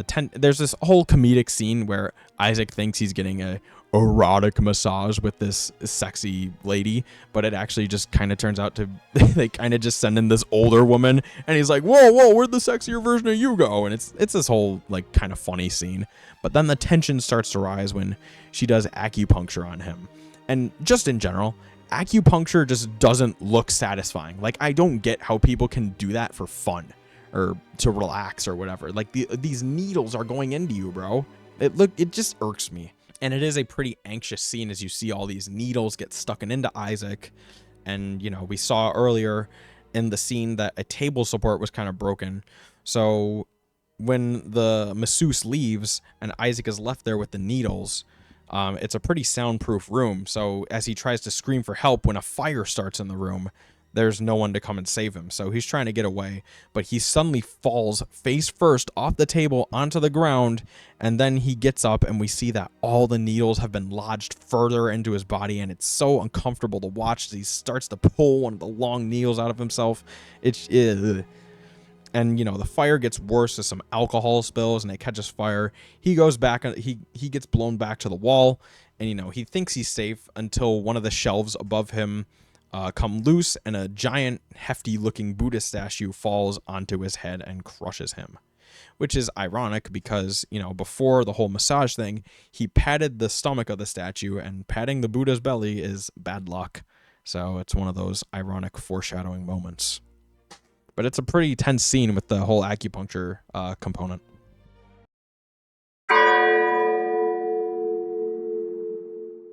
Speaking of tense, we're back to Final Destination 2, and we're going to the dentist. Yeah, that's right. We're in the dentist's office. I don't know why I said it like that. This is Tim Carpenter, who I referenced earlier when talking about his mom, Nora Carpenter. He's going to the dentist's office to get a procedure, and there's a tense scene where, you know, they're doing work on his teeth, and, you know, a lot of people are scared of the dentist, so this probably hit home for some people. You know, it's a pretty anxious scene to watch as, you know, they're doing teeth, and these pigeons are just smacking against the glass, creating loud noises and causing the doctor to flinch. So it's like, oh, is he going to drill into his teeth or something? But no. Eventually, they do a process. They pull out some nitrous oxide, and something goes wrong. Where as they're pumping the gas into Tim, he starts getting a little woozy. Something's going wrong, and he's going unconscious. And then there's like a mobile above him with a bunch of fish on it. And one of the fish on the mobile dropped down into his mouth, and, you know, he's struggling to breathe between the gas and this fish being lodged into his mouth until someone comes save him. Again, this is one of those Rube Goldberg machines where, you know, it feels like this is going to be the kill. He's going to suffocate due to this gas and the fish being lodged in his mouth, but it's not that. Eventually, the main characters come to try and warn him that he's going to die. They're warning him like, pigeons, pigeons, because earlier Kimberly saw a vision of pigeons. So something related to pigeons is going to be the death of Tim. So they're screaming pigeons. So he's like, oh, I'm going to scare these pigeons away. So he's running at the pigeons, and then the flock of pigeons causes this construction guy who's nearby to like accidentally flip a lever, and suddenly this giant glass pane just comes down and smushes him. And it looks pretty good. But one of my small tiny irks with this scene is that why were they just shouting pigeons with the main characters when they come along trying to warn him that he's gonna die? They just go, pigeons, pigeons. And obviously him being a little kid, he's like, oh, I'm gonna scare these pigeons away. So if they never mentioned the pigeons, he probably wouldn't have died. But, you know, whatever. The result is pretty nice.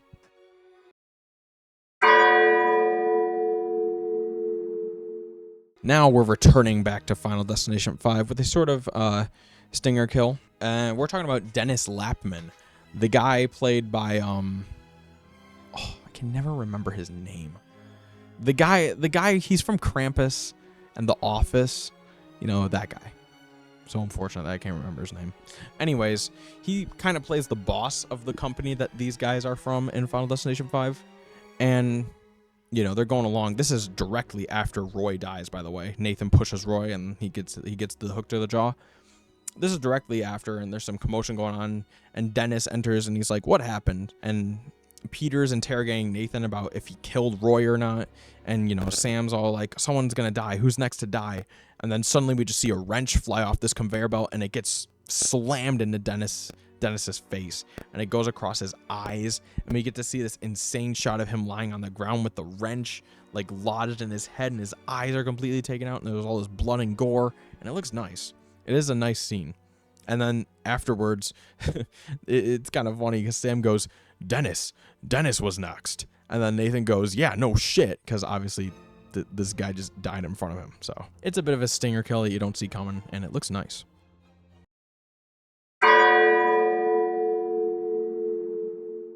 All right, we return to the original Final Destination movie, talking about the first main kill of the franchise, Todd Wagner, whose name is spelled quite curious, Todd with one D.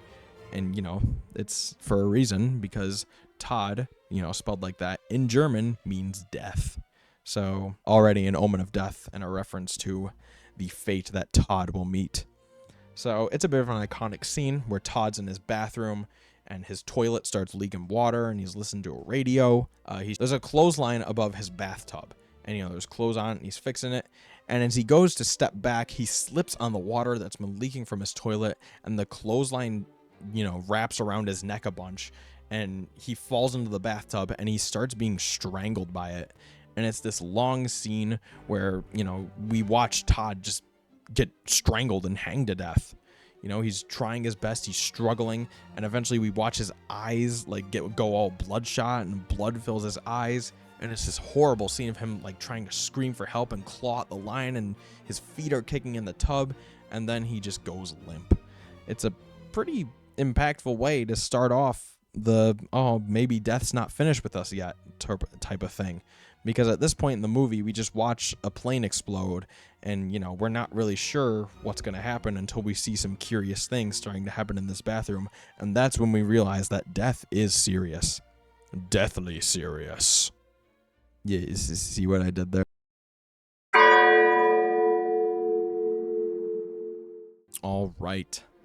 We are back with Final Destination 3.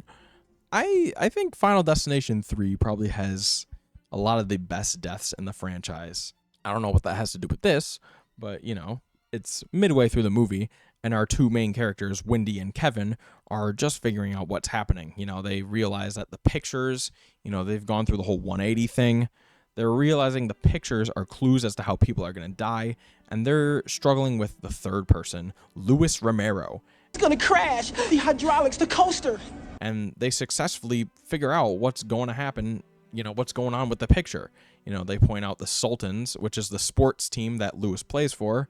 You know, they see the swords, which do appear in the gym. You know, it looks like a weight's coming down on his head as he's playing this, you know, the game, the test your strength game with the hammer. And the weight's going up, but in the picture, it looks like it's coming down on his head. So, you know, they're going to the gym room of the Sultans thing for their school team. And, you know, they're talking to Lewis, and he's like, I don't believe in death. Death can fight me, and I'm going to win. It's going to crash! The hydraulics, the coaster! And, you know, the testosterone-filled stuff like that. And eventually this kind of chain of things goes off, and the swords that are above him on the weight machine he's using suddenly fly down and cut the cables of the machine he's using. But nothing happens quite yet. And he's like, see, death ain't gonna touch me. And he goes for one final rep, and suddenly these weights just come down and they crush his head. A lot of blood goes everywhere, and it looks pretty nice. It's just one that makes you recoil. Looks nice. It's gonna crash. All right, we are talking about another accident, the North Bay Bridge disaster from Final Destination 5. This is a pretty impactful disaster, honestly.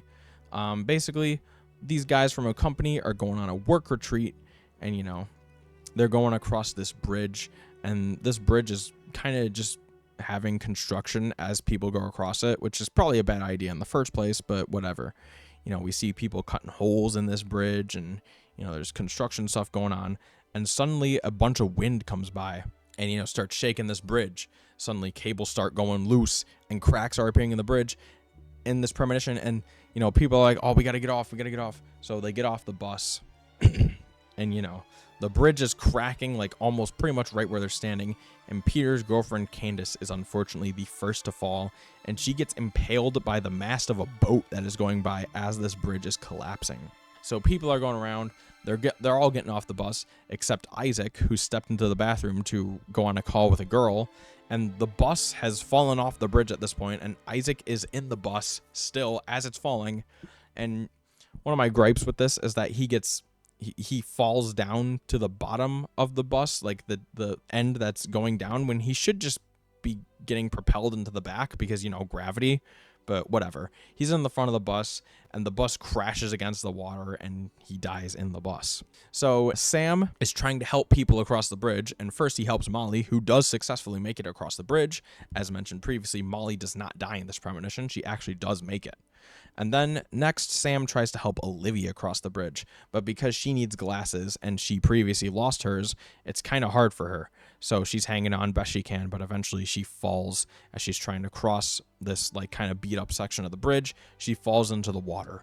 But that's not her demise. She does resurface, and then, ironically, a car falls off the bridge and hits her right in the face as it falls into her. Now a bunch of these cables are starting to derail and come off this bridge, and as Nathan is trying to run away, one of these cables just swings by and completely obliterates him.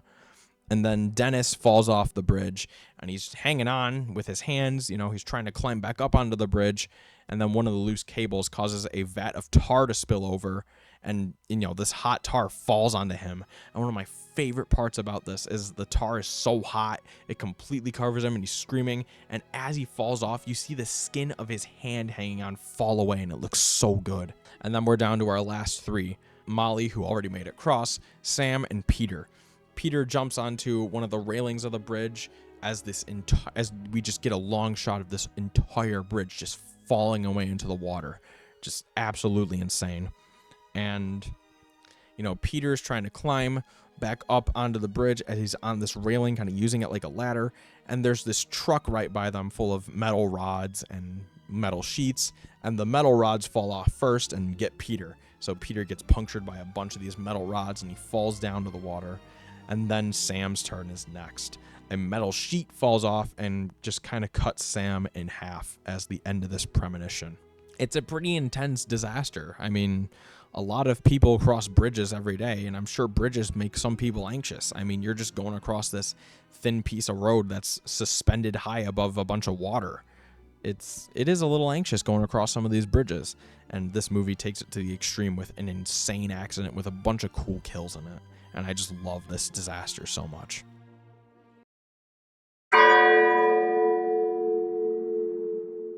Keeping with Final Destination 5, we're talking about Olivia Castle, the girl who needs her glasses. She's basically the Velma of this movie. And as she goes for laser eye surgery, this is probably one of the most tense scenes in this franchise, as her eye is being forced open by this machine and her head is being held in place. And obviously you can see she's super scared because she's holding onto this teddy bear she has for dear life, and she's holding on so hard that its eye pops out. Perhaps some foreshadowing. Anyways, she's sitting there, as this little clip holds her eye wide open. She's pretty scared. And one of the things I like about this scene is that we don't directly see Olivia's face most of the time as the doctor is doing this work explaining what's happening to Olivia, as he's going to do this laser eye surgery. But we do see a screen above him that displays her eye, like just straight up just her eye being held open by this, and it's super anxiety inducing just watching this doctor do the things with her eye and stuff. It's probably one of the most delicate parts of our body. And then this doctor does something that no doctor should probably ever do. He says, my thing's missing a file, I'll be right back. And he just leaves as this laser thing is staring Olivia right in the eye. Obviously, something goes wrong and she starts getting scared and she's like, get me out of here. And she's like trying to find the controls, and she eventually does, but it falls to the ground and it hits the fire button. And this laser just kind of pumped up at high levels of high wattage because of some water that fell onto a cord earlier. This laser starts shooting at super speed, and we watch as this laser just completely obliterates her eye, drawing lines in it. And then eventually she starts to try and block the thing with her hand, and her hand gets some lines drawn in it from the laser. And then our main group bursts in, Sam and Molly and the doctor, trying to see what's wrong. And then we see Olivia, who somehow has gotten free from the machine, but her eye is just like this bloody mess now. And she's like, someone help me. And then she trips on the eye of the teddy bear that fell out earlier. She crashes through the window and lands on a car with her other eye popping out, just like the teddy bears.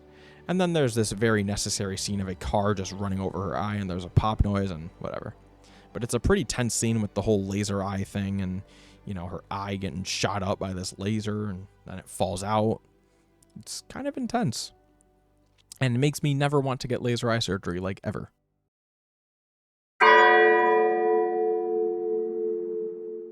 All right, back to Final Destination 3 with the original perv of the series, Frankie Cheeks. We saw him at the fair earlier trying to take videos of girls in precarious positions being a pervert, and he's a super senior too. So while these seniors are trying to enjoy their party at this roller coaster, he's here like he's already graduated 2 years before trying to get with these girls. It's super creepy.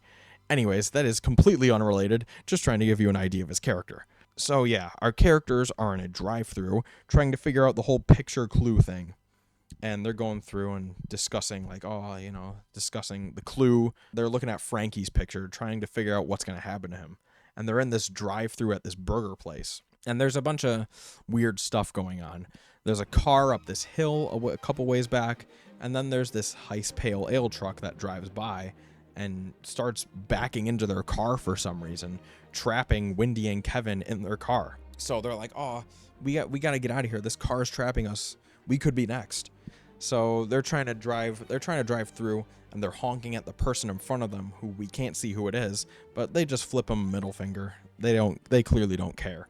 So while Wendy and Kevin are trying to figure out how to get out of this car, as someone's behind them, this truck's backing into them, completely blocking them from using the doors, and the truck from up the hill is now barreling towards them at high speed.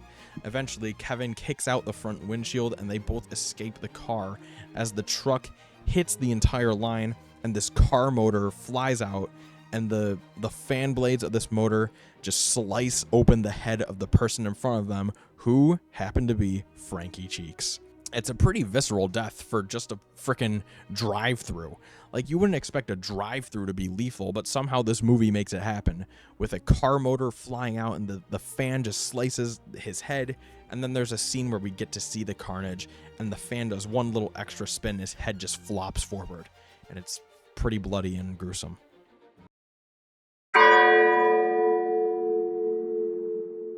Continuing with Final Destination 3, we have the final scene at the Tricentennial that I mentioned earlier. Kevin works for security here, and there's this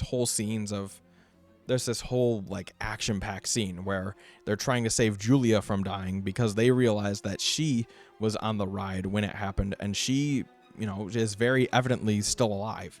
So they're trying to save Julia, and they do, and there's this whole scene with the horse, and then the flag kills Perry. And then Kevin almost dies where the horse kicks him into this fire grill and it starts flaming up. And then they save him. And then Ian McKinley suddenly shows up. And Ian blames Wendy for Aaron's death. Because in that scene, Wendy saves Ian from dying, but that also causes the death of Aaron. And Ian in that moment is staring at Wendy with utter despair and horror. He's like, oh my God. And he blames Wendy for Aaron's death because Aaron was a very close friend of his. So Ian is here at this festival, and from what we can tell from the picture clues, it looks like Ian is going to be the death of Wendy. So Wendy's trying to stay away from Ian, and suddenly a fireworks display behind them falls, and the fireworks are going to shoot at them. So they all duck to the ground, and the fireworks miss Ian, who is standing in front of them. And he's like, see, it's not my time to go. You're going to die, Wendy. And suddenly it seems the fireworks hit a cherry picker behind Ian, and now it's going to come down and crush him. And it completely bisects him. And there's this fun scene of the carnage and half of Ian's body just kind of twitching. And you can see he's kind of holding up a twitchy middle finger. And it's pretty funny. But it's also pretty gruesome because, it looks pretty good.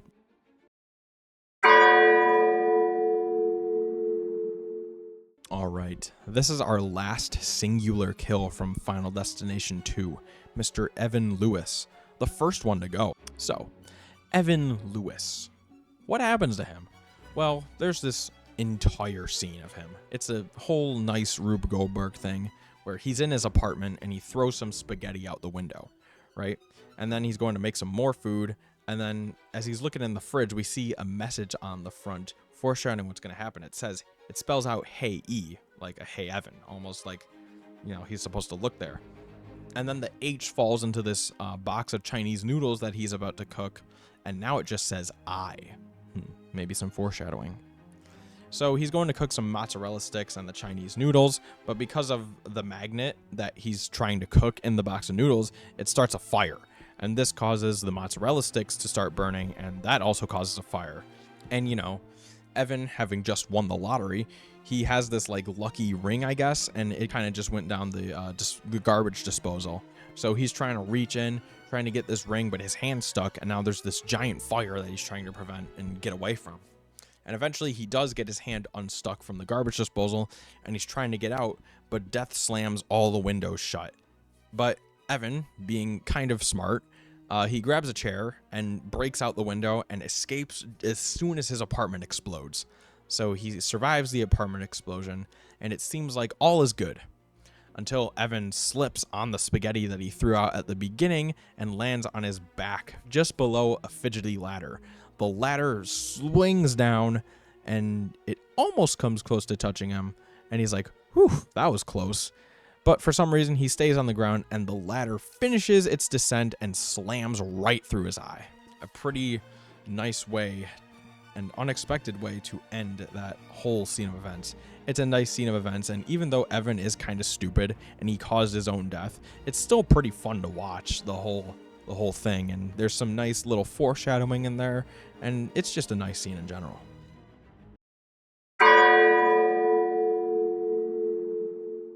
But it doesn't top the Rube Goldberg scene from Final Destination that made this franchise so infamous for its complex death scenes: Valerie Luton.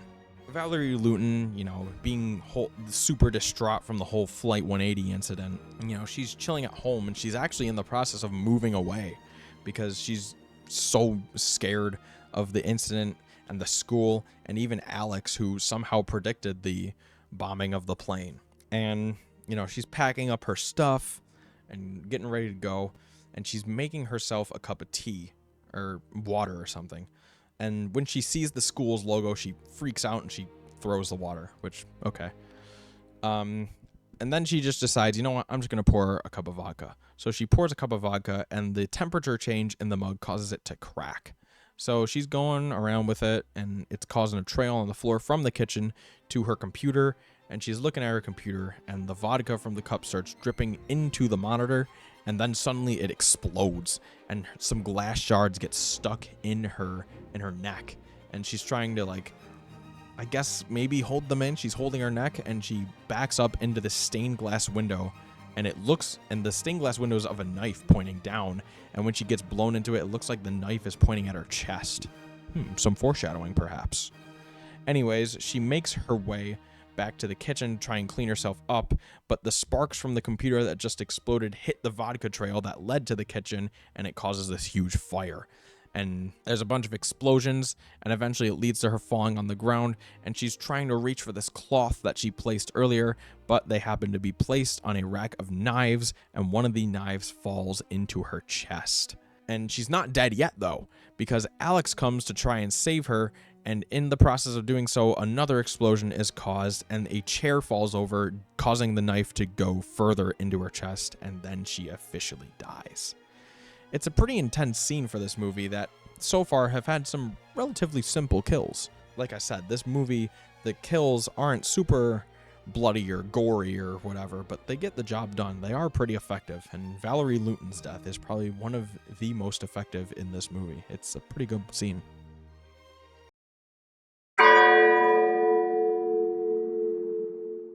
All right, we are going to now deal with the infamous disaster that spawned this whole franchise, Flight 180.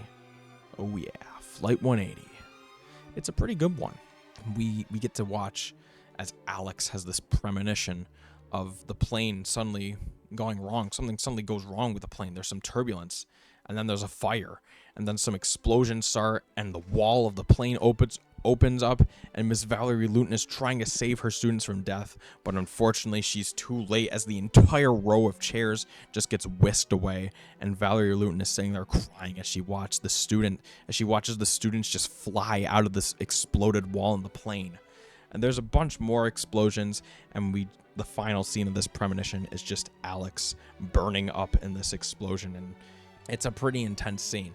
It's not a super long premonition, and it doesn't specifically point out everyone who dies, but it definitely does its job. I mean, it's super effective. A lot of people are scared of flying, and there's just this huge explosion. There's all this panic going on. There's people flying out of the walls of the plane. It's just insane. There's all these explosions, and it's just a super intense scene, man. If you haven't seen it, I mean, what are you doing? You gotta watch it. You're watching this video, so you might as well.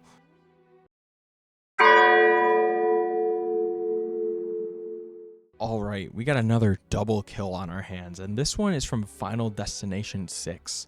This one was briefly shown off in some of the trailers with an MRI, and this scene hits pretty hard, honestly. It's probably one of the most shocking scenes in the movie. And I have personal experience with MRIs, so it kind of hits even closer. Does this scene make me scared of MRIs? No, not really. But the MRI is still a pretty nerve-wracking experience. And while it's not super relatable, for people who have gone through an MRI, it is a slightly nerve-wracking experience. Anyways, this whole scene has a whole chain of events. Right after they meet Bloodworth, Eric and Bobby, the characters involved in this, are trying to stop the cycle by killing someone and then bringing them back to life. I mean, they are currently in a hospital, so it seems like it would work. And Eric is trying to take advantage of the fact that Bobby has a deathly nut allergy. So they go to the vending machine, they're trying to get this peanut butter bar, and Eric's hitting the vending machine. There's a little crack, and he's trying to tip it. He's tipping the vending machine, and eventually they do get the bar. So they're going in to the MRI room, and Eric's going to do something else, and somehow a computer starts up in the room and starts raising the power of the MRI and turning it on. And it's a nice shot with the dark room, and then we see the MRI slowly lighting up. And eventually when they come back, Eric's talking to Bobby, they talk a little, and suddenly the MRI gets fully powered up, and Eric has a lot of piercings. So they're suddenly getting yoinked off of him, and they're suddenly getting yoinked off of him into the MRI because an MRI is just one gigantic, super powerful magnet. And Bobby has eaten this peanut butter bar, and, he's starting to have a nut allergy. So he's trying to, the EpiPen, they're trying to get the EpiPen, but suddenly, all his piercings are being whisked away, and I think the EpiPen does too. And suddenly Eric is drawn towards the MRI because, he has a piercing on his part.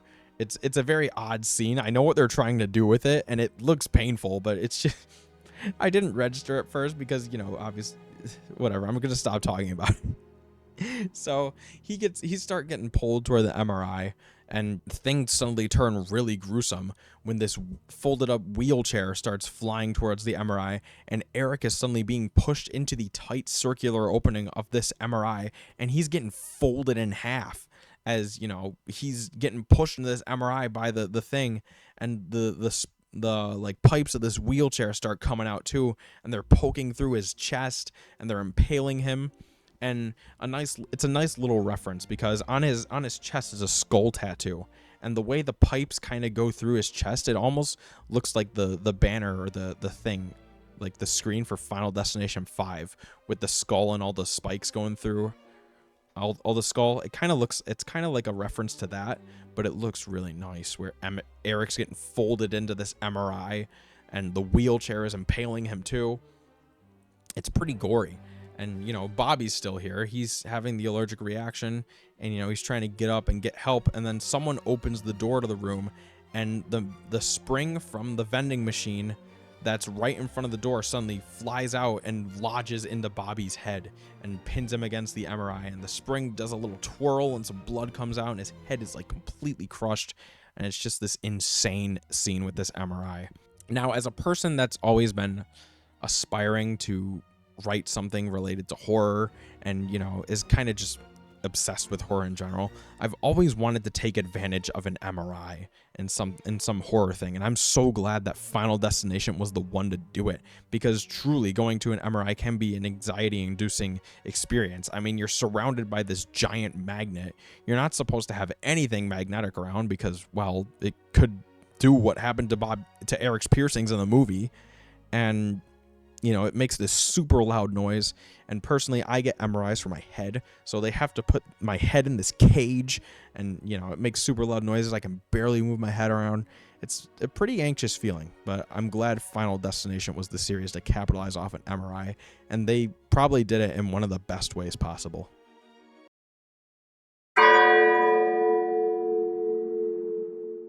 If you know anything about the imagery of Final Destination, you know that this is the most infamous disaster in the franchise, the Route 23 pileup. This is the thing that made an entire generation of people scared of driving near log trucks. And you know, I have to give props to the movie for this one. This is where David R. Ellis's expertise all went into the Final Destination franchise. This is pretty much his magnum opus. And, you know, it is a good scene to his credit, but the rest of the movies he directed, which were Final Destination 2 and 4, yeah, their content's a bit questionable sometimes. This is where I think the full extent of David R. Ellis's, like, expertise with this series went, but, you know, let's talk about the actual scene. So, this scene, we see all our characters driving on the highway, on the route, and there's a couple clues that something's not quite right. Our main character, Kimberly, passes a bus with a bunch of high school kids shouting, "Pile up, pile up." And then suddenly, she turns on the radio, and it starts playing the song "Highway to Hell." Oh, another omen. And then she passes a car with a kid who's smashing a semi-truck against another truck. He's like playing with his cars, and they're smashing against each other. So there's all these omens that something quite not right is going to happen on this highway. And we see Officer Burke driving right behind this log truck, and there's a chain like flailing around from behind it, and he's gonna do something about it, but suddenly he spills some coffee on his pants and he's freaking out, and he misses as the logs start falling off of this truck and create all this mayhem. And we get probably one of the best kills in the franchise as the log falls off and bounces, goes right for Officer Burke's car and smashes through the windshield, through his face, through his entire car. This log just completely goes straight through his car, and it's so awesome. And then the rest of the carnage happens. Eugene, who is on a motorcycle, you know, he's trying to avoid these logs, and he falls off, and he falls against the log, and he's crushed by his own motorcycle. And then Rory, who's driving his car, is flipped, and then he's hit by a garbage truck. And then Kat, trying to avoid all the carnage, crashes head on into a log and flips over it. And Nora and Tim, who are trying to avoid the same log, you know, they hit the brakes, but she's a little too late because one of the water bottles that Tim is playing with falls beneath the brake pedal and causes them to just keep going, and they hit the log too. Evan is also driving, and he hits the gas tank of the log truck, and there's just this huge explosion. But miraculously, Evan is still alive, and he gets out of his car screaming and on fire, and we hear that in the background as Kimberly and her friends are just sitting there trying to process what happened, and she looks out the window and sees this flaming semi-truck come barreling down the road and smash into their car. It's such a great scene, the Route 23 pileup. I can see why this scene really scared an entire generation. The log truck scene is really good, and it's pretty masterful. But it's not the best thing on this list.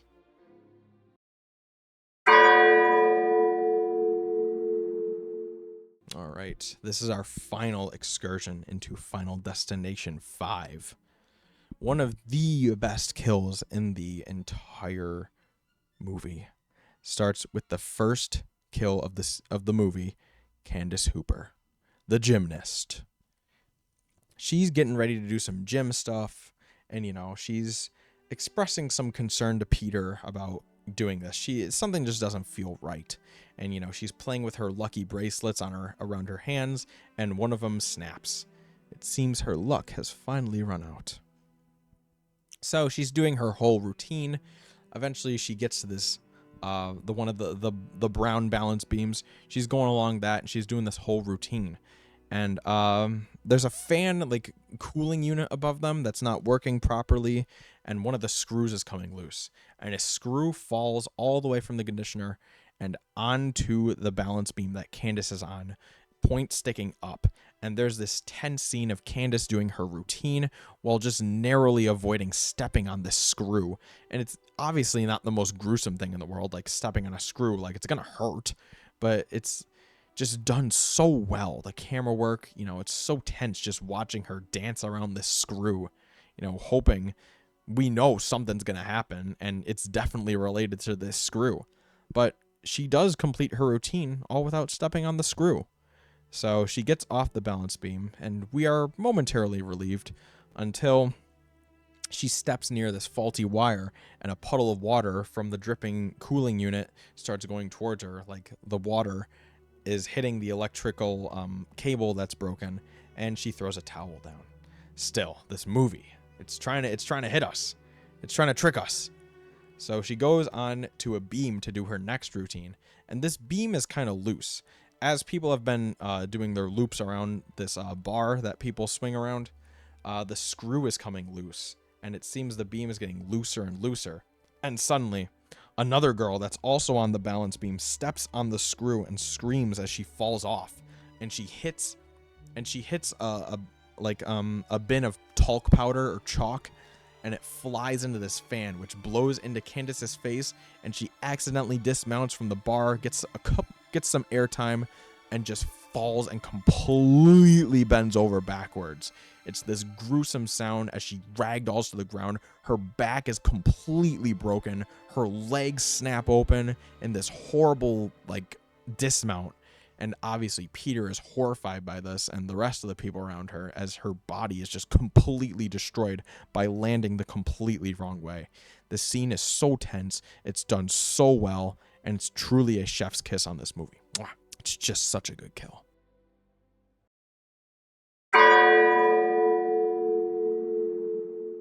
We are back to the final kill of Final Destination 1. Not the final kill, but the final kill on this list from this movie. You know what I mean.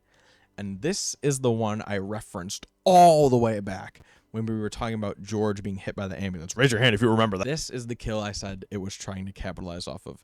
The stinger kill from Final Destination, because this one is just so good. It's one of the most simple things in this entire franchise. Someone gets hit by a bus.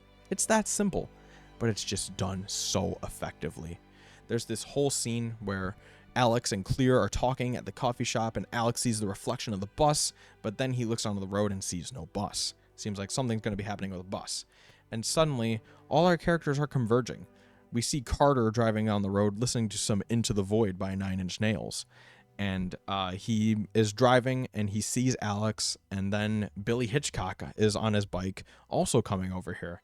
And it seems that Miss Luton was also in the coffee shop. So it seems that everyone is around. And suddenly this fight breaks out between Carter and Alex, and Terry Chaney has to break them up. She goes on this talk about how the people on Flight 180 died and there's nothing they can do about it. And she's stepping into the road as she's saying this, and she utters her final words, "You can just drop dead." And suddenly this bus that fills the entire screen just flies by, honking this horn as Terry is completely mowed down by this bus. It's so good. The bus just comes out of nowhere. It fills the entire screen, and we can see Terry just flop down to the ground as this bus rams into her. That's how you do a stinger kill. Not some stupid Final Destination 4 mumbo jumbo going into widescreen, having the characters be all the way on the left side of the screen. Terry's pretty much centered on the screen. She's completely the focal point, and then this bus just comes out of nowhere and slams into her. And you can see blood kind of splatter. There's a scene of all the characters watching, and blood splatters their face as she gets run over. That's how you do it. That is such a good kill. And it's so simple, but so effective.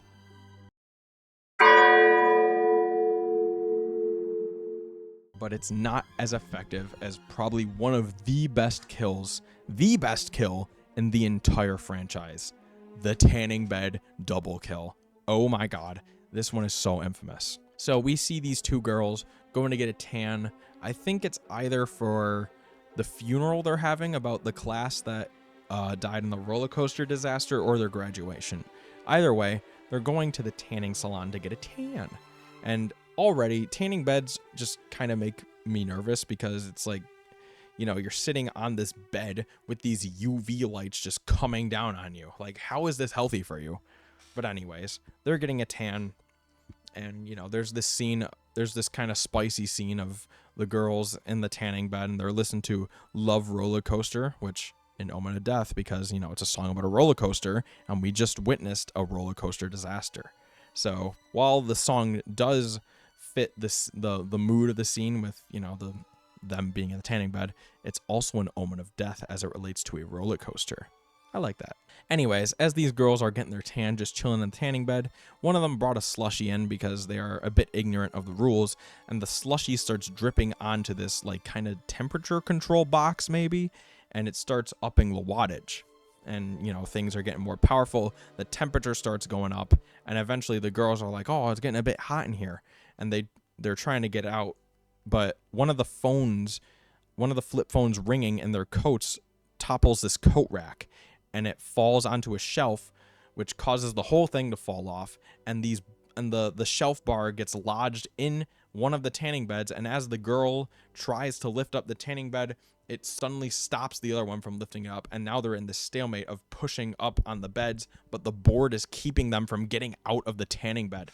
And the things just keep getting hotter and hotter, and eventually we see their skin burn, and the glass in the bed start cracking and breaking and bending, and the glass explodes, and things light on fire, and there's just this scene of the girls screaming in agony, being burned alive in what is practically their coffins. They're clawing, trying to get outside, and there's fires raging from inside, and their skin is completely burnt. They're burning alive in these tanning beds, and then it is kind of comedic, but the scene suddenly cuts from a top-down shot of their tanning beds to a top-down shot of their graves.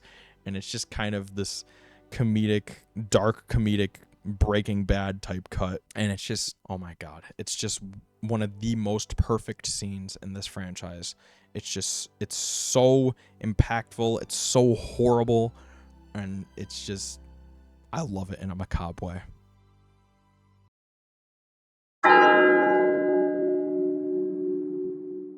But it's not the most deadly and impactful scene in this franchise, because there's a new king in town, and it was set up by the newest movie. Oh my lord, the Skyview Tower disaster from Final Destination 6. Where do I even begin? I was not expecting anything from the new movie to top any of the things from the older movie, but this scene, the Skyview Tower disaster, these new directors really cooked with it.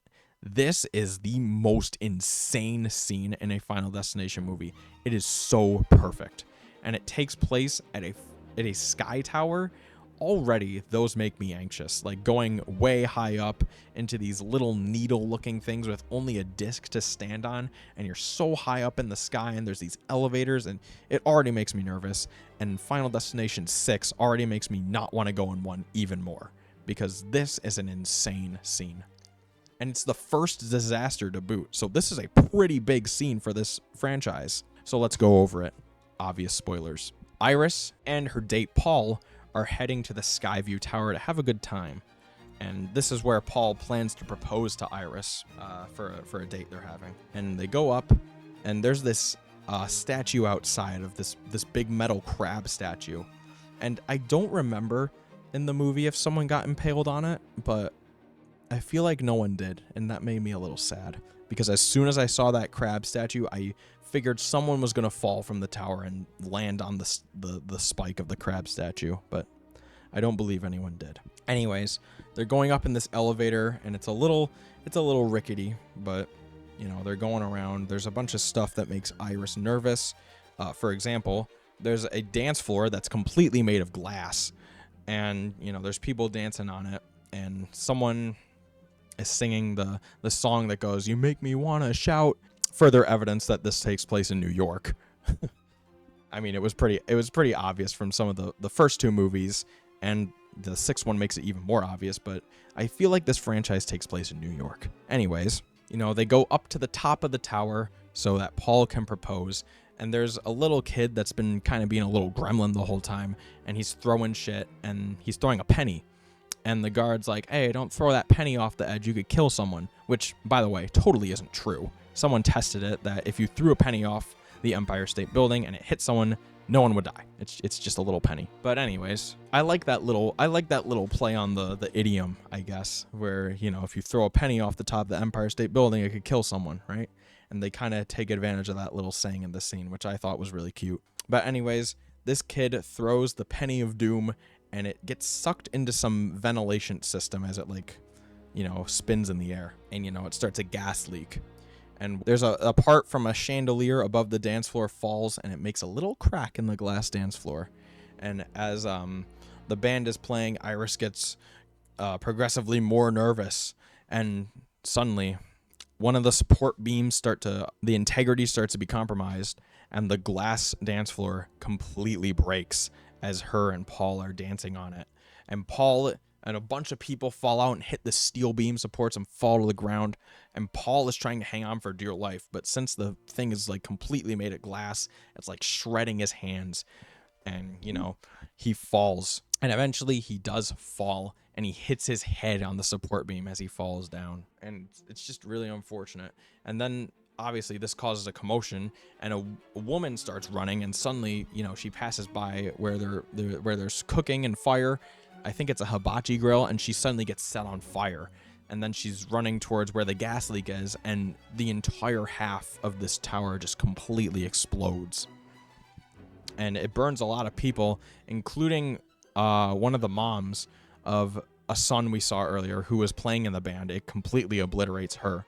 And everyone rushes to the stairs to try and escape this tower, but the stairs crumble away, and people cram into the elevator, and the maitre d' is trying to get into the elevator. He's like, I'm an important man, and he's trying to cram into the elevator, but it's clearly full, and suddenly the elevator just drops. The door closes, and he gets caught in it, and then the elevator comes down and smashes him against the ground. He gets like cut and smashed in like 4 different ways. It's crazy. And the elevator falls, and the tower starts to fall down too. It starts to like tilt, and people are falling against the glass windows, and everything seems fine until the evil penny from before lands on a grand piano, and that causes the piano to tilt down and like slam into the people on the window, and all these people are falling, including the piano.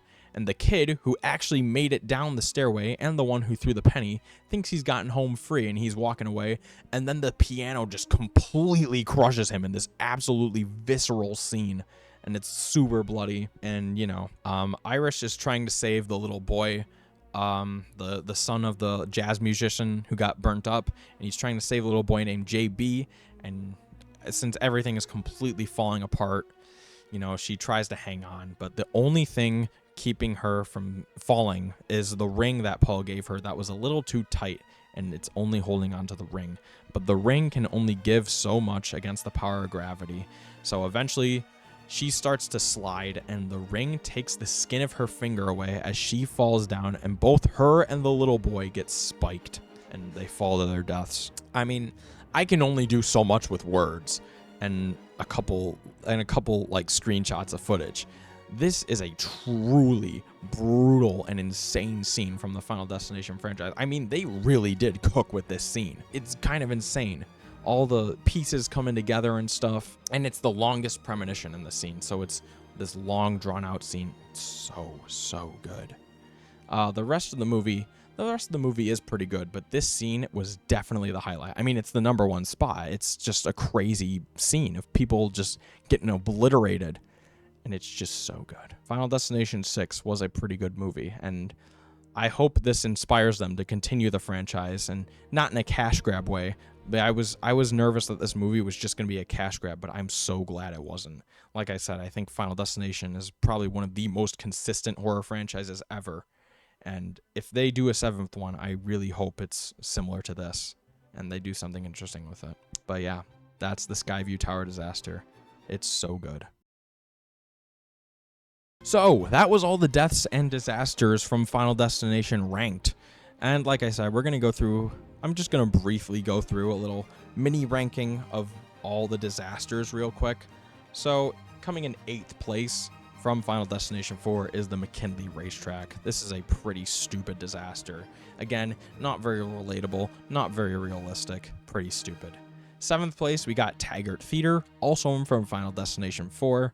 It has the escalator kill, which is really good, but it's just not as good as some of the other stuff that comes from the series, with like number 6, Devil's Flight from Final Destination 3. I think for a roller coaster accident, this is a pretty extreme depiction of one, but it's just all right. It's got some slow parts, it's got some fast parts, but it is still pretty good.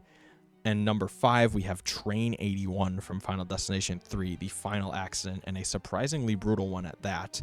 Number 4, we got the North Bay Bridge from Final Destination 5. I really like that accident. I think it's pretty good, and it's pretty brutal for a bridge collapse.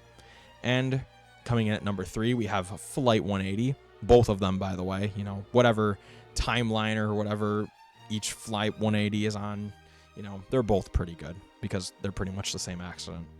Coming in at number 2, we got the Route 23 pileup from Final Destination 2, the accident that scared an entire generation of logs. And obviously, number 1 is the Skyview Tower disaster from Final Destination 6. Truly a perfect scene. And now we're just going to rank the movies. Personally, this is how I would rank the movies. If it wasn't obvious from this ranking, obviously in last place we have Final Destination 4, The Final Destination 3D, whatever. This movie is so stupid. The characters are completely unmemorable. The deaths are kind of boring, not very good. They're whatever. Now coming in at 5th place, we have Final Destination 1. This movie is really good. Now, don't get it twisted. Just because it's in 5th place, just a spot above Final Destination 4, I mean, the distance between these two movies is like as big as the fucking Grand Canyon. Like, Final Destination 4 is probably one of the worst movies I have ever seen, and Final Destination 1 is a really good movie from this franchise. So don't get it twisted.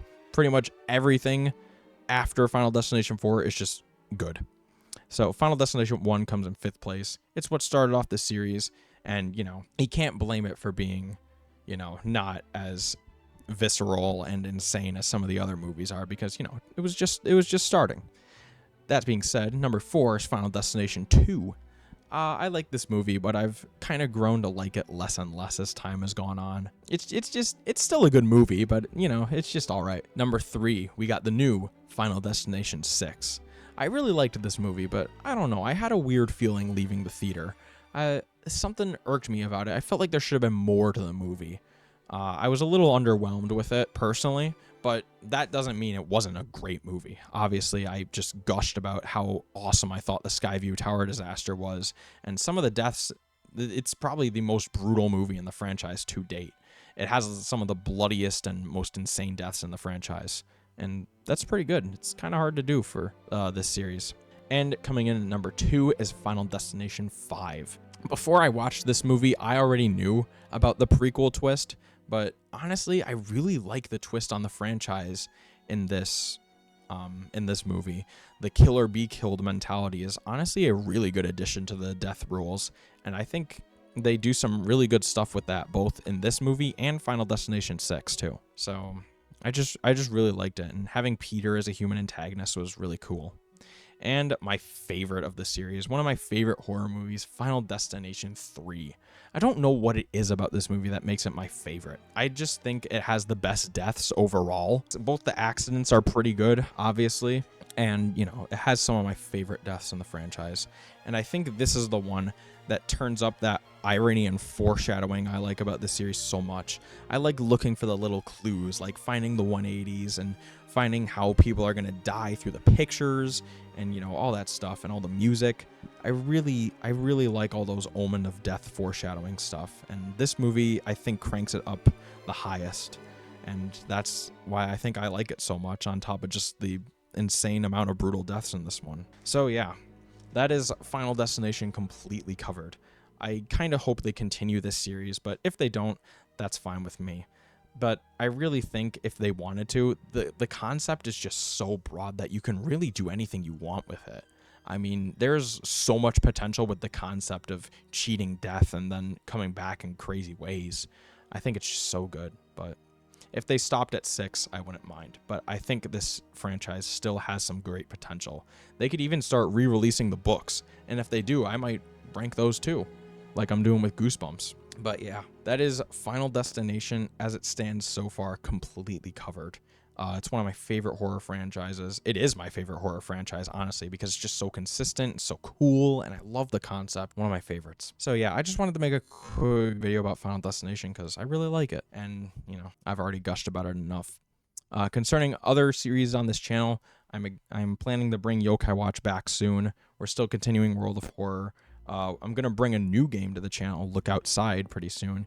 And of course, we're still doing those Goosebumps rankings. I still have to rank a couple books I have never read from the series before. And after that, it's just going to be all books that I've read before. So yeah, it's going to be pretty exciting to one day completely cover every Goosebumps book I have and then rank all of those together. It's going to be so fun. But yeah, I hope you enjoyed this video. If you haven't, go see Final Destination 6, or just watch all the Final Destination movies if you haven't. They're pretty fun. And I'll see you all next time. Bye.